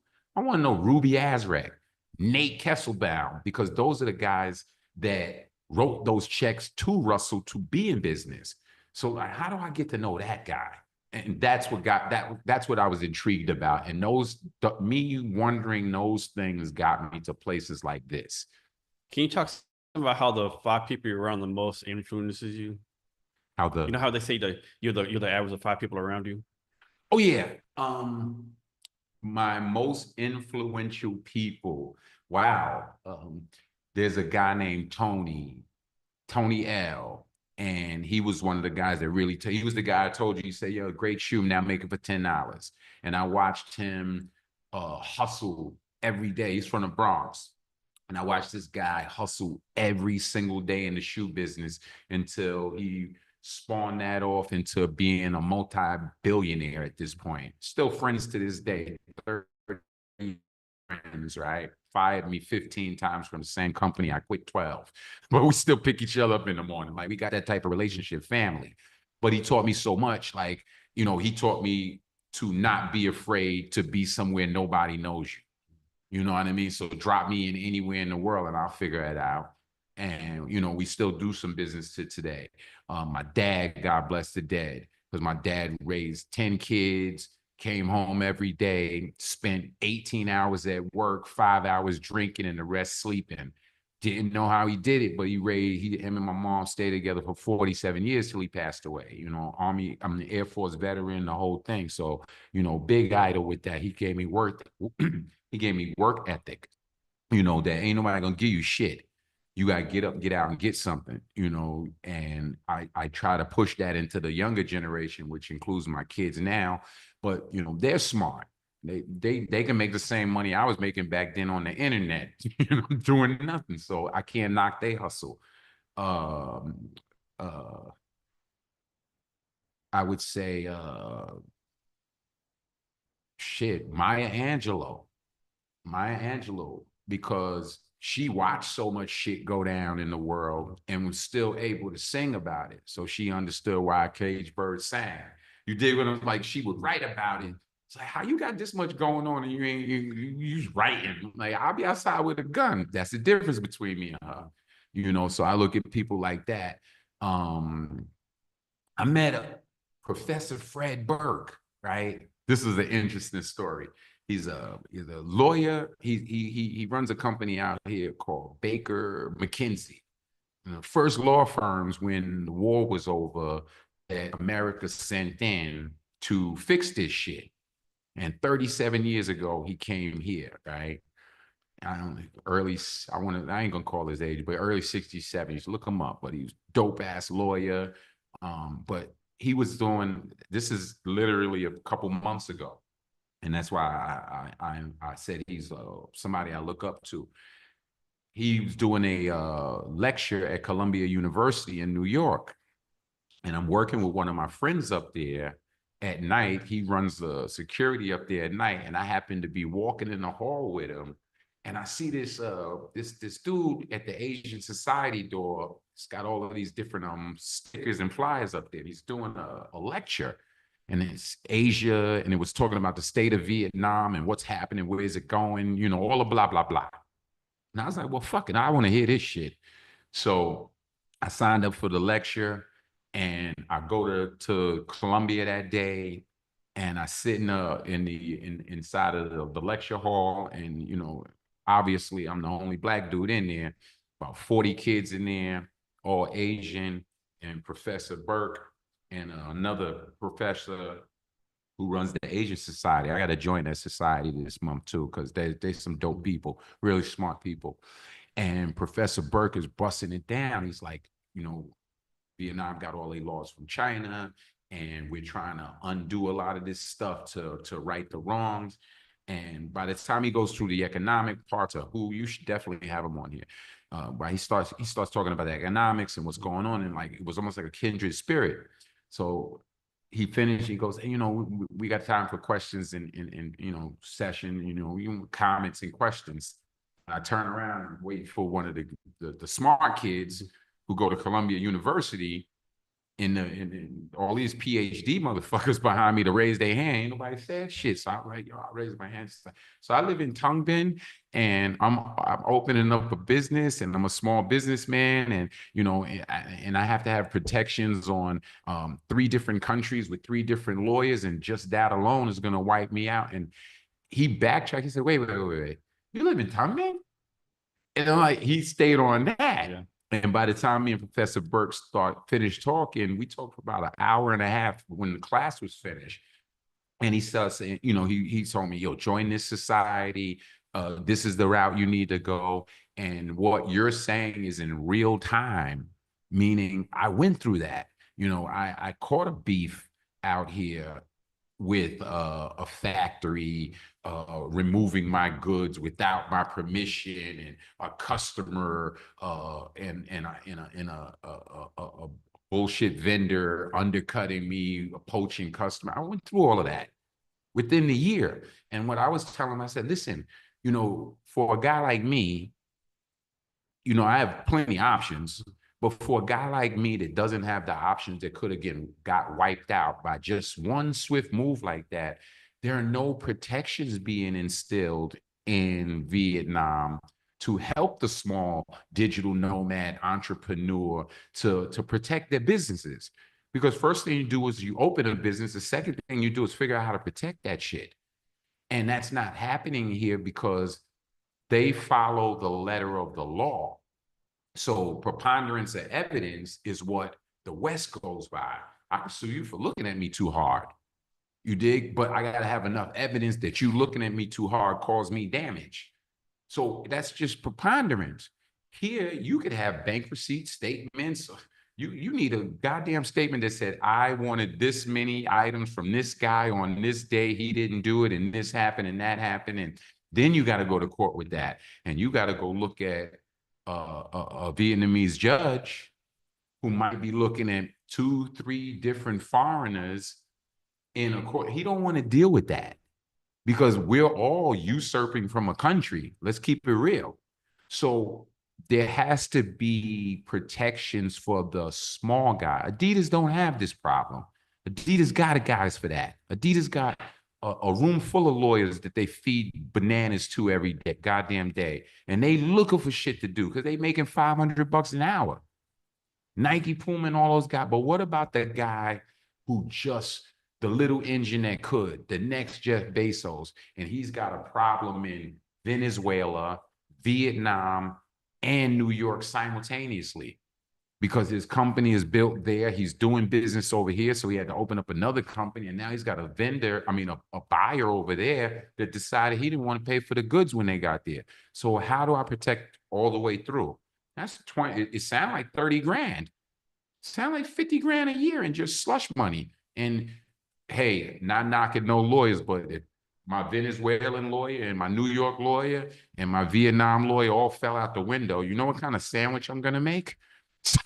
Give a fuck. I got Chat GTP law now.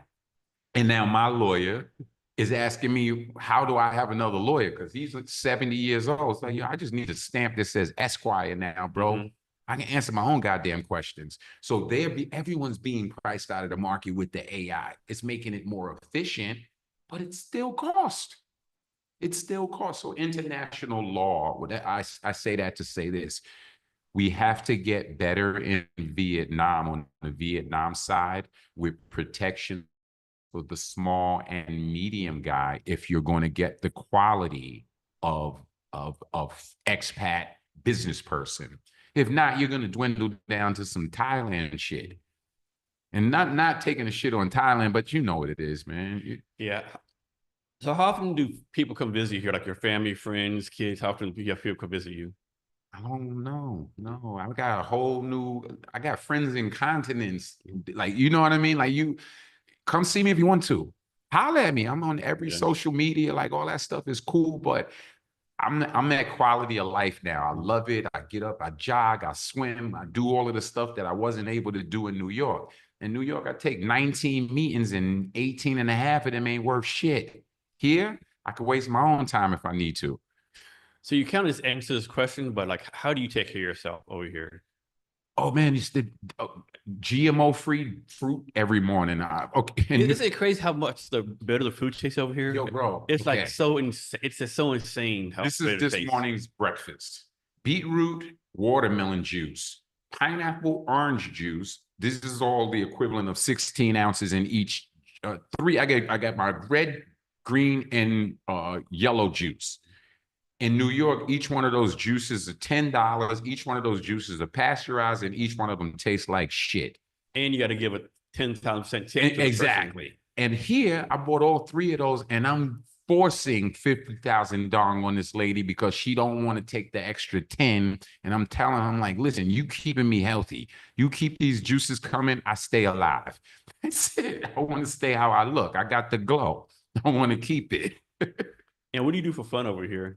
Work. Work. Yeah, that's my It's answer all too. the same. That's my answer to I work. Yeah, It all the same. If your work is fun, your life is yeah, fun. I agree. If you working to be working, you should quit. Yeah. You know what I mean? Like the whole thing is fun because I see I love going to factories. I love, my girlfriend, she always get pissed off at me because she's like, you could just order it on Grab and have them deliver it. I say, nah, I gotta go smell it. Mm-hmm. I want to see what the land look like. See them like cooking and that stuff. Yeah. I want the dog to chase me out. You dig what I'm saying? I want to know the people that's making my food. So next time I can order it, but I like that part of it, like on the ground, being in, like, don't show me shit in D1, except Adnan Peter. Shout out to Peter. He's got the greatest food. Like, that's a great settle. Go to Adnan. Yeah. So I was here for 10 days in September 2023 with some friends. We stayed 10 days in D1.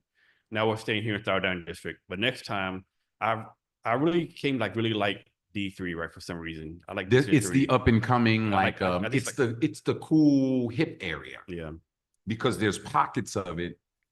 And in those pockets, they have the artsy kids. Here's the new business model over here. Here's the food and beverage guys over here. So they have they almost have the perfect mix of all tiers of life. So you want some high price, 5 million a man meal, yeah, they got that. But if you want to hit a red chair, sit outside and bust down some great banh mi, they got that. Yeah, yeah. I've tried to be everywhere. I've been to District 12, District 9. I've been in places like, man, ain't no white dude maybe 10 miles around me, right? It's just so fun. Like, I went to a market ahead. They were selling the whole fucking ox, right? The head, the intestines, the organs. Like, damn. This is real Vietnam. I'm inviting you out to Tan Binh. Tan Binh is by the airport. I live in the 406, right? That's what we call ourselves, the 406. And the 406 got plenty great restaurants. I don't even know how this happened. I go to the seafood restaurant place. The pictures are all seafood. So I point to a fish, and I write, I don't eat I don't eat pork, so I need you to give me some white rice and vegetables. She bring me out a plate of beef with onions and red peppers, and I was like, well, fuck it then. I'm gonna eat this. Yeah. But instead of me being pissed off about it, I ate it. It was delicious. Yeah. It just wasn't what I ordered that day. I went back the next day. And this time I took the picture and I brought it with me. I was like, you make me this. She came back with a whole fish, white rice. First of all, it was $8. Yeah. A plate of oxtails in New York is $35 now. And that's a small plate. Yeah.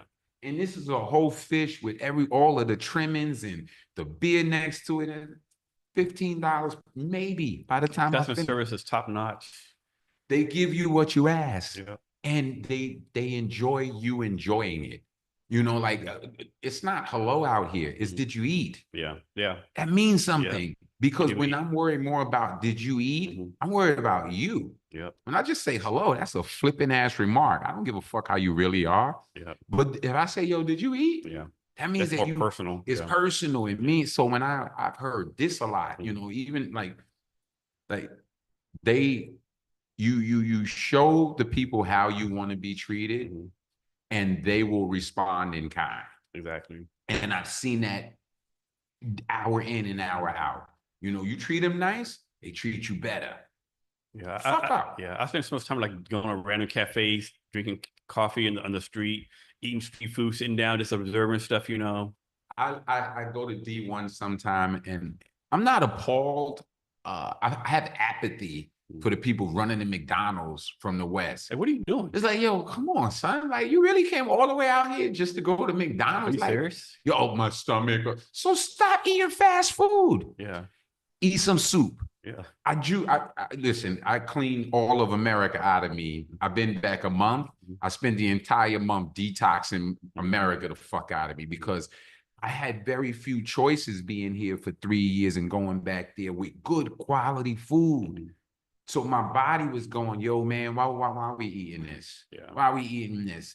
Because I was subject to, I wasn't able to eat home food. It's hotels and random family friends. I'm chilling. I eat at their crib, but it wasn't consistent. When I got here, I was like, juice every morning.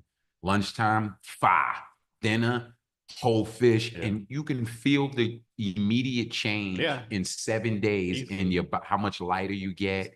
So I live at right on the corner. It's like a mom and pop store, whatever. Every day I get a coffee and a juice. But the juice every day they make a different juice, right? So one day might be pineapple, one day guava, one day orange. Every day they change it up. Like what's juice today? Today's this juice, right? And once she knows you, she knows bring it to the table. And you listen. I've never seen them. They're so inviting, and it's all the people here. Yep. They're so inviting that it's like I got 3 moms on the block. I got my coffee mom, I got my lunch mom, and sometimes my dinner mom. Your mom, make me some food. Mom don't have onions. I go to the grocery store, buy the onions and peppers, and bring them to her, and she says nothing about it. You don't have watermelon today? I go buy a whole watermelon just to get a cup. Keep the rest. Because that's being in the neighborhood and part of the culture. Yeah. You know, the podcast guys that come out here for 5 days and think they know Vietnam. You ain't see shit, bro. Travel vloggers and bullshit like that. Yeah, like come on, like get in the, if you're gonna do it, start from the beginning, wherever your country was, start from there and really go district for district. Because you'll never make it to one. By the time you get to district 1, you'll see everything. Yeah. You know what I mean? Like you go on the I've seen one of them YouTube shows, and it was an American veteran went to the Coochie tunnels and complained about this is the way Vietnam won and how his pops died. What the fuck you doing out here? Yeah. You trying to fix yourself? They kind of keep that to yourself, or bring in a psychiatrist so she could tell us he fucked up. Yeah, exactly. But you come out here and first of all, the tour guide is 20 years old. Think he fucking know how traumatized you are or cares? No, he don't give a fuck. So stop reintroducing that bullshit. You know, you take your lumps like a man. Guess what? Somebody else pops died. Yeah. Somebody else mom. Sides. You fucked up somebody else's sister. You fucked the whole country up in certain ways for a long time. And you not acknowledging that part. So for lack of a better word, fuck your pops. So how many total years have you been here? 3 on directly during COVID. And then I bounced. And I'm back now a month, and I'll be here probably. This is the last stop, like I said. So what's some things about Vietnam you think that U.S. people in America knew about? That U.S. What's some things about Vietnam that U.S. people in America knew about? Knew about? Yeah. You know what's crazy is like this is like an untouched gem, and most of it is backwards. Like I didn't even know this was called the American War over here. Yeah, yeah. You dig like simple stuff like that, like you know. I mean, it makes sense, right? Well, yeah, because when I say we, meaning Vietnamese, we kicked their ass. Yeah. We kicked America's fucking ass. Yeah. So yeah, it should be the American War. Yeah, y'all fucked up.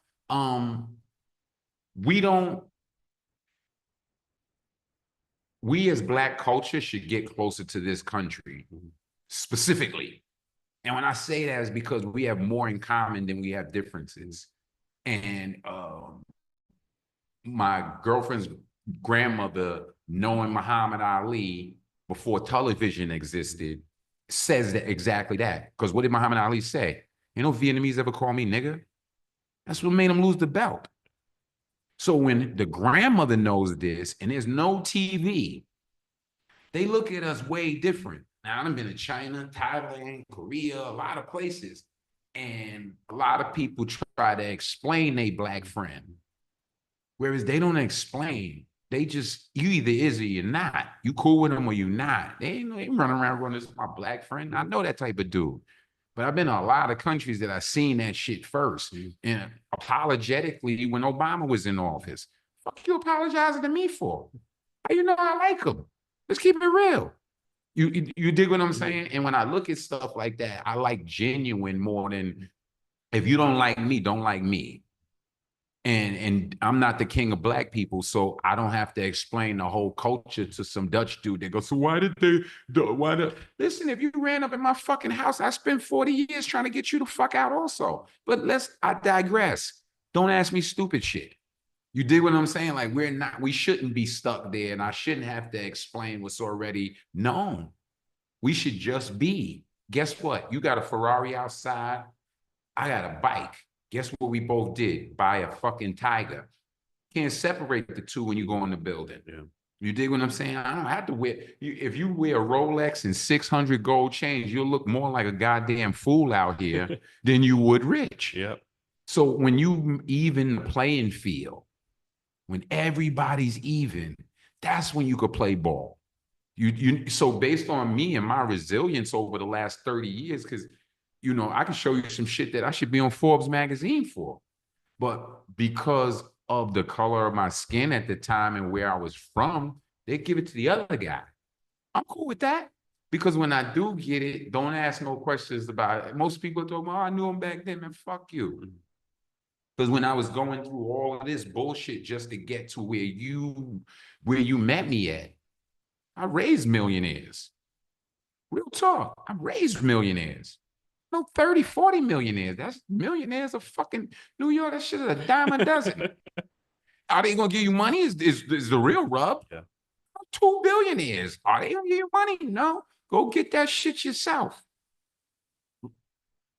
So from your point of view, what do you see as the future of Vietnam? Growth. Pure growth. growth. It's a rocket. It's just pure growth out here. So they have to stabilize the rocket before it so many people are dumping money. They're choking the country with progress. And if you can't expand fast enough to match the progress, like AI, it's one of the #1 countries for the new AI revolution. Look it up. Technology building, go to E-Town. They importing AI specialists and technology guys, IT guys from everywhere because they're keeping ahead of the curve. Ton been in Silicon Valley for out here. So when I'm looking at it and I'm going, yo, this kid's 17 years old. And just by osmosis, being around smart gets you smart. You dig what I'm saying? They ain't hanging around dummies out here. I love the fact that they are pushing to not be Thailand. And when I say to not be Thailand, the quality of tourists, the quality of expat that they're looking for says the game, and it's respectful because, you running around here just looking for a girl that, guess what? She got shit to do. You want to go find a girlfriend out here? Go to the phone store. Go buy phones. That's some of the most beautiful girls in the phone store with the pencil skirts and all that shit. And go to the phone. Don't go to Pasteur Street. Go to the phone store. So I saw somewhere I read somewhere where you're a big fan of trade shows. Yeah. Can you talk about how you take advantage of trade shows? Information. I mean, I'll go all the way back to when we used to go to the big magic trade shows and we were trying to find new design ideas. We literally go inside of the trade show with cameras in our jacket, taking pictures of everybody else samples. So out here, the trade show flow is the same flow everywhere. You running for 10 hours, you shaking hands, kissing babies. But the substance now is us finding that little jewel off in the corner and expanding and scaling that jewel into a business. So me finding the Weasel Cat coffee lady who imports weasel shit coffee. I'm doing business. And for those who wonder, that is actually a real thing. It's a real thing. He's not backing it up. Like there's such a thing as that. Pick this shit up. It's actually, yeah, it's a real fucking thing. Yeah. But it's funny because I just happened to be doing the merch program for Wingham Wildlife Park in the UK, right? I'm doing all their merch. And we were talking about coffee. And I was like, you know what would be a dope attraction to your coffee? We sell weasel shit coffee in the cafe. Oh man. Yeah, it's really coffee, bro. Come on, man. Yeah. So talk about this, right? So I have a saying: the more you do, the more you can do, right? A lot of people have been telling, right, oh, I can only work 9 to 5 and do one thing, but I've learned like the more you do, the more you can do, right? I don't care how many projects you do, you can always do another project, right? Can you talk about that mindset? Um, when people tell you to only stay in one lane, it's only because they're afraid that you'll do it and they can't. So if your ecosystem, let's say have one ecosystem, and within that ecosystem, do as many products, all of them as you can. Meaning, all right, in Soul Alley, we got apparel, coffee, sea moss, merch, cups, plates, glasses, because it all fits in the same ecosystem. Now, when you invite people going to the trade show, you might go to more trade shows. You're not just going to the clothing trade show. You're not just going to the food and beverage trade show. Now, if you look at the way the globe is spinning now, what's his name? Ralph. Ralph Lauren opened up coffee shops inside of his fucking retail stores. You know why? He's making liquid cash. And now that's the hoity-toity place to go get coffee at while you're shopping for Ralph. And he's selling merch because he know the merch game works. So when you create your ecosystem and you have enough followers in your ecosystem, you just expand the products. But now you have to have a reason for being. Sell culture. Don't sell a thing. If you sell culture, you can sell anything in culture. But if you run around saying, yo, this is the new mug, nobody give a fuck about your mug. Sell culture. Why is that mug here? As opposed to all the other mugs I can fucking buy. Because this mug can self-stir. It has it's compostable. It does something else. Whatever it is, sell culture. What is your reason for being? You don't do that now, you're just hustling product. So let's suppose there's a young person out there, he's 20, 25, or he or she, whatever the case may be. They're young, they're pretty good design, fashion. They don't want to get involved in the business, right? Whether it's like being a fashion designer or open their own business, whatever the case may be, they're young, they won't get involved in this kind of stuff. What advice do you have for them? Actually, delete every bit of social media you got to start with, and then use that fucking device in your hand for good. Because the distraction is in the social media part. You spend 5 hours over there bullshitting about the idea of your idea. Idea without action is just a whole bunch of talk.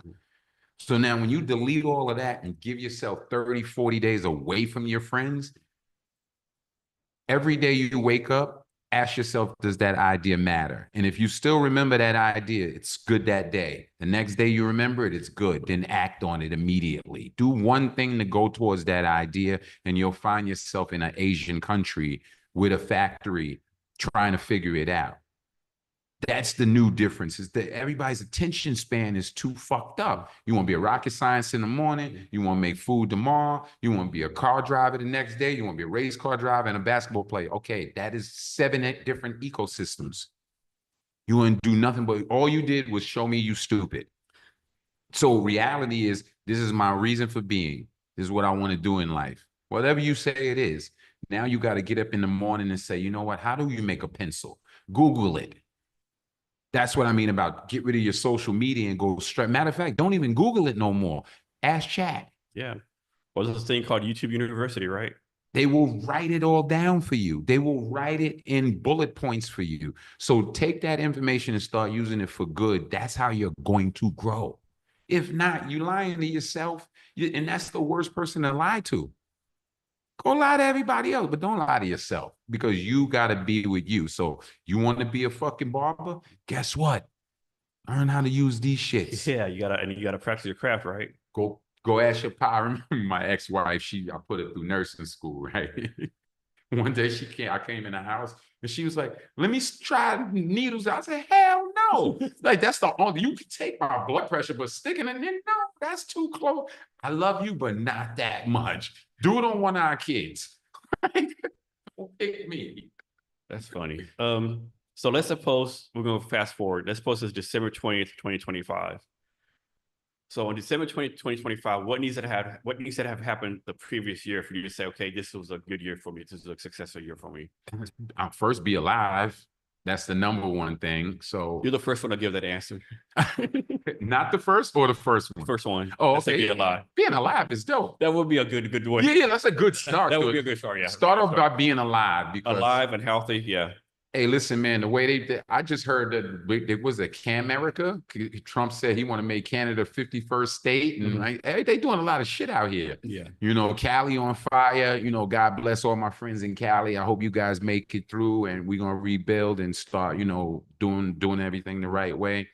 But this time next year, if I had to forecast it, and, you know, I love every day of my life, I want to scale the company, be able to take my employees and the people that work for me and make sure that they're twice as rich as this year. I want their bonuses this year to be what I paid them all last year. I think that's a great fucking goal for a business owner. Yeah, that's a great mentality. Like, what I eat? What do I eat for breakfast? What am I do? You can't listen right now. If I took $5,000 and told you we going out, you think I was crazy? Because for the same money that we would spend in New York, I can spend $100 and get a whole bar wet easily, without fail. So what is the value of money at that point? Yeah. So give it to people who actually really have a value for it. And I want to see those smart people, those cool ass kids and I have about 8 of them. And I want to see that family grow to where they're the new captains of the industry and they can go, yo, Pops over there, he looked out for me and made sure nobody jerked me around. He made sure I had my check. Like, you know what I mean? Like, that's what I see for me next year is going, yo, y'all here. Mazel tov, or, you know, Chuck Moy and Moy. Let's do y'all, just do your thing. Here's your bonuses. So how many factories do you have? Just the one or you have? No, I don't own factories. I mean, how many factories that you like do stuff with? Partners with about 10 different factories. Okay. So each one is specific. My headwear guy makes headwear bags, socks, belts, denim, sportswear, and some other specifics. I'm even working with a furniture guy now. So what's a skill you don't have that you wish you had? I'm good right where I'm at. Because you go as fast. If a guy came and gave me a $3 million order right now, I couldn't fill it, wouldn't fill it. I'd give it to somebody else who could and take the commission because I don't have the infrastructure to play with that. So I'll give it to a smart guy who knows how to do it. And then we'd watch it. But do I have any intrinsic value for myself in it? No, it's just a fucking order. If you gave me 1 million units, why didn't you send your own QC person out here to handle and watch your money for you? I wouldn't do that. So I don't see the value. When they give you big, giant orders, it's usually to kill you or because nobody else would take that on. So me birthing companies and helping grow companies the right way, that's the win for me. So talk about this. I think it's called celebrity shoes, we'll say like a Shaquille O'Neal puts his name on a shoe. Is that good business? Is this publicity for the celebrity or? Depends on who. Okay, so take the Steph Curry, right? Steph Curry was good for both sides, business and Steph Curry, because now Steph Curry and Under Armour are interconnected so well that that's probably 30% of their whole goddamn business is a Steph Curry shoe. But Steph Curry said it in the interview. Nike and Adidas was at the table. And they offered me shitload of money. But all money ain't good money. A Domino's reference, right? Which one? Playing Domino's? Yeah. It was a slapping ball. Yeah. Okay. Yeah, but all money ain't good money. So when Steph Curry took that deal, both companies were on their way with scaling. Under Armour was popular not because of the shoes. The shoes were shit in the beginning. They were popular for the compression shirt that they wore under the hoodie, all the football players. The problem was they were saturated through football, but nobody gave a shit about football players because they wear helmets. So they were stuck in a rock and a hard place. You did. And then they had a few great years here and there, enough sustainable years. They almost died a couple times. You know, they'll tell you their own story. But then when Curry came along, he looked at the math to it and said, you know what? If I'm just coming into the league and I'm giving myself 10, 15 years in this league and I grow this to $1 billion business and I'm getting 20% instead of the 9 or 7 and 3 that Jordan is getting, 7 and 3 for marketing that Jordan gets, I'm up. Now go ask him, is he happy about the deal? Whereas bastardizing because you have full market saturation and you're trying to find an angle in, that's where the rubber fucks up the road. You know, and a lot of these big companies, they'll go do these so-called collabos with the small streetwear guy to get cool points. But the small streetwear guy is running around going, I work with Nike. No, you don't. They give you fucking 200 shoes to fucking draw on, and they're using you for marketing where you should have got a huge check instead of some. You can't eat rubber. Go get a check.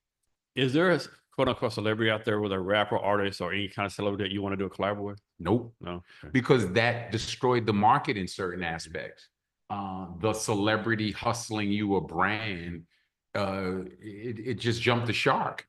So, you know, do you believe Denzel Washington when he says this is the right toothpaste for me? Who the fuck are you? When did you become a dentist? Probably not. Exactly. Do you believe Joan Rivers, God bless the dead, because she said this is the way? That shit is over. It is actually over now for the influencer who goes, oh, I'm wearing these. No, TikTok gave you $1,000 for every 10,000 pair you sell for them. That shit, it's up to believe in yourself now. Is that product good for what I need it for? And I think that consumer is the smart consumer now. You know, we're way smarter than we are now. You know, and it's good that we got back there because, you know, with the fast fashion and all the other stuff. I remember, man, we used to go to Macy's 1.5, and I go to Hugo Boss section, and I'm buying a white button-down shirt. And if I spill coffee on there, I cry to holy hell because that was $80. Now I go to H&M or Primark, same shirt, $8. Throw coffee on it myself, rip the shit off, and before I get upstairs, I got a whole new look. So, you know, now that we care a bit more, I think it's going back to that, the right items as opposed to, you know, when you travel, how many luggages do you carry? Use this a carry-on. Because you're a smart person. It's going that way where everything's going to be in one bag that you need that you can put over your shoulders. That's what's good about Thailand. Taught me how to put the backpack on instead of running around with 3 or 4 suitcases like, well, what are you, Gilligan's Island? Or what the fuck are you doing? So I'm here to February 9th, right? I already done a lot of stuff in Ho Chi Minh City, right? What's something else I should do here? From now to February 9th, go to the zoo. I would have zoo. Dude, also disappointed. Now, let me rephrase that. Okay. The zoo itself is like, my man, this is like this horrible. Now, the botanical gardens, the botanical gardens are beautiful, nice. The zoo, man. There's improvement for everything, but imagine how many people don't know that exists. You got to bring awareness in order to bring things to light. You dig what I'm saying? I mean, I'm video walking to the zoo. All these animals have face like, please adopt me. Yeah. Please let me get out of here. I get it, but we also imagine, you know, this is a newer generation, meaning this is they're evolving. So they still have some nuances where it's like, man, fuck that zoo. Yeah. Man, what I got to do with me? Why that line care? So you have to bring that awareness, not telling them, oh my God, we got to save the animal. Yeah. Yo, if he need to be fed, volunteer that week. You're going to bring awareness to the situation. Like, yo, let's really start taking care of him because now you got eyeballs on this. Yeah. You dig? And we have enough with the internet and social media that we can put eyeballs on something in 1 minute. So if I want to be a grown-ass man, Karen, and go say, yo, look what they doing to the lion. Go do that. Or I could go volunteer my time because maybe they don't have enough people to feed them on a regular basis. You feel me? So when I look at stuff like that, I say go to the zoo, go to the museum, because you'll learn about the American side of the war. And then you'll have a whole different reservation. Very different perspective. It changes. Listen, we know what Agent Orange did. I can still see that shit right now. Yeah. in the way the movements and bad, good, and indifferent, we need to be exposed because I pledged allegiance to the flag of the United States of America from the time I was a tot until they took that out of school. So unlearning that shit, and when I say unlearning, I'm a proud American, 100% red blood. But come on, son, what are we doing here? Yeah, I mean, you can be a proud American, but you have to admit, like sometimes the We country, fuck up. yeah, we just do some horrible things. Yeah, we fuck up, and we should be more. We should be as active as with fixing this fuck up, this particular one. We should be as active with fixing it as we did to break it.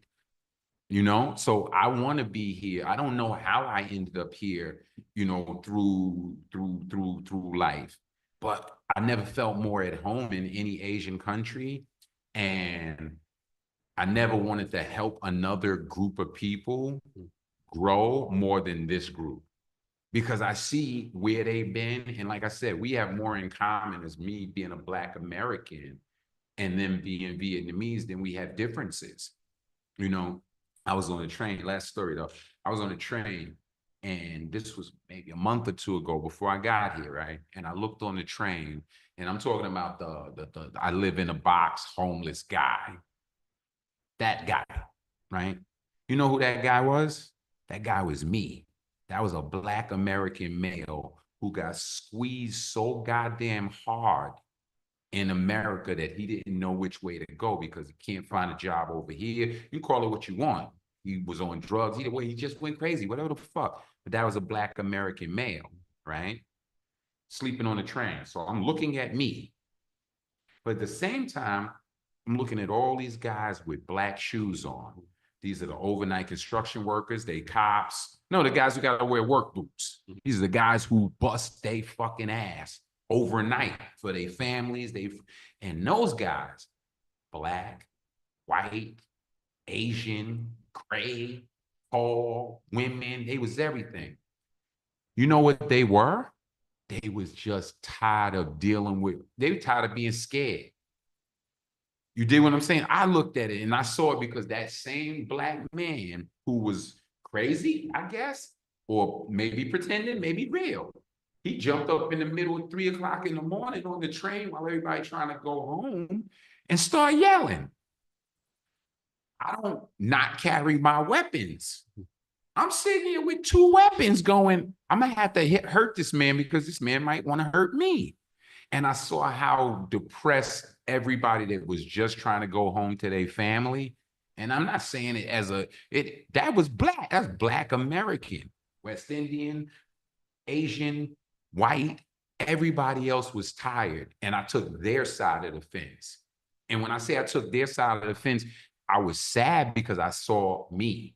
What if I wasn't me? I would be him. And nothing wrong with him. Is that y'all didn't even give him a chance to be anything. You dig? Y'all didn't give him a chance to be anything. That's what you get. Now, him running around stabbing somebody and killing people on the train and pushing people on the tracks is a byproduct of what you gave him. You gave him nothing. You got nothing. You know how much it took just to not be him? There's more hims than me. I guarantee that. More hims than me. So that was that's something that I was like, yeah, this is what we need to know. We need to know more of this. Up a little bit. I'm sorry. We need to know more of this, of be worldly, go to other countries, because you're gonna see stuff that, you know, I wish I got off the block earlier. Like, fuck me being out here for 30 years. I wish I was out here for the whole 50. I wish I was born out here, not Vietnam, but Asia, because by the time I got home, I got depressed. You know what I'm saying? I was like, yo, I got home and got depressed. I was in Hong Kong and dusk till dawn. Then I'm back on Church Avenue in Brooklyn. Fuck. What am I doing here? One thing I wish I could do while I was here, of course, it's impossible, of course. Like, man, I wish where I could stay up 24/7 here, right? Because there's always so much going on. I figured it out. On. Yeah, you got to tell me a secret. Okay. Everyone, you do agree that you need 8 hours of proper sleep in order. Who said when you have to do them? Break it into 4s. So now for me, right, I'm usually online with a United States at about, say, 9 p.m. till about noon. by noon American time, midnight here is noon there. We're on a 12-hour clock. By the time 12 comes over there, they've spit out their bullshit emails. Or they've sent me enough emails that by the time midnight is over here, I'm 3 beers in and you don't want to see the reply to that email. So by the time I get home, I go to sleep. I wake up, I might go to sleep 2 in the morning, answer a few more emails, look up some other shit. I wake back up 6 o'clock. And that 6 o'clock is the answer, the responses to what's going on because they're going down and I'm gearing up. By 11 o'clock here, if I don't have to go to a factory, I'm fucking with my own time. So you can find 4 hours during the night and 4 during the day. You know what I respect the most? And they mean that shit. I could show you some signs.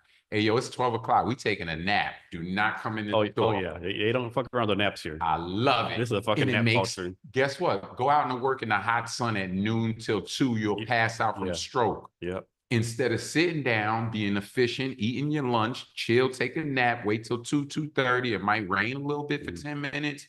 Then you get back up and become efficient. So the efficiency I learned and how to break your day up. Like I said, I'm up every morning with the banh mi lady and the cafe soda lady. She racing me. She up at 4 o'clock. I'm right there. Hey, Miss Parker, I'm up too. Don't even play me. You know what I mean? And I'm up with her because I like watching. When did you get the luxury of laying the fuck down? Get out there and get something. I take my walk with the guys in the morning. We all walk through the neighborhood. I figured it out before the 7 million biker traffic starts running back and forth. Get that good air. Yeah. Been the block 3 or 4 times. That's why they 90 years old can still damn near sprint. And we sitting here at 50 years old and the fucking knees is telling you 112. I'm black. In black years, I'm actually 200.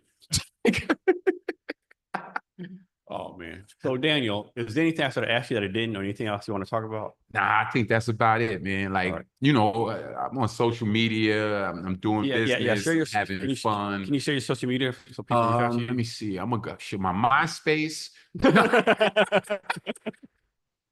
No, just go on MySpace. My MySpace. Daniel.saw.aor.com. __ hashtag. Now I'm on. I usually stay on email and go on LinkedIn and find me. You throw the link on there. Yeah, go on LinkedIn. That's so dope because I've seen it on a TED Talk. If I start going on that Instagram, I let the kids do that now. If I go on there, I'm gonna curse somebody out. So yeah, I go on LinkedIn, you'll find me, Daniel Shaw, Venmerica Group, Soul Alley Group. If you just type it in on Google, you'll find me in one of those mediums. My phone number's there, my address is there. You could pull up on the block if you happen to be in Vietnam. We're starting to do stuff with Penn Soul Academy. You know, those guys that we're going to teach students how to make shoes and start doing tours with all of the academies and stuff. So that's another 2025 that I would like to do is finish my first tour, bring about a dozen students out here and show them the business of footwear. You know, this is a factory, but they got to be nice at their craft, though. Yeah. You know, I'm not just bringing you out here for kits and giggles. Like, here, you got to know you want to do this. Yeah. You know. So Dan, you talk about a lot of great stuff. So before we get out of here, can you give us any advice and wisdom or anything you want to talk about? Don't ever let anybody tell you you can't do something. And I'm using myself as a guinea pig to that because I came from Brownsville, Brooklyn, grew up in the 90s. I live in Vietnam, China, Korea, several other places and countries. And if you asked 100 people, they would have told you that this wasn't supposed to happen. So the journey, the destination is unknown. The journey is fucking dope. And I'm staying on it, rocking it till the wheels fall off. You know, life is good. Life is good. Daniel, thanks for your time today. Really appreciate it. I appreciate you, Chad. Just so much fun. Yeah, this was a lot of fun. I appreciate you. Thank you for listening to the Jason Cavness Experience, Ho Chi Minh City edition. If you're working to unfuck the earth, Earth BC wants to talk to you. Thanks for your time, and remember to be great every day. Well, what the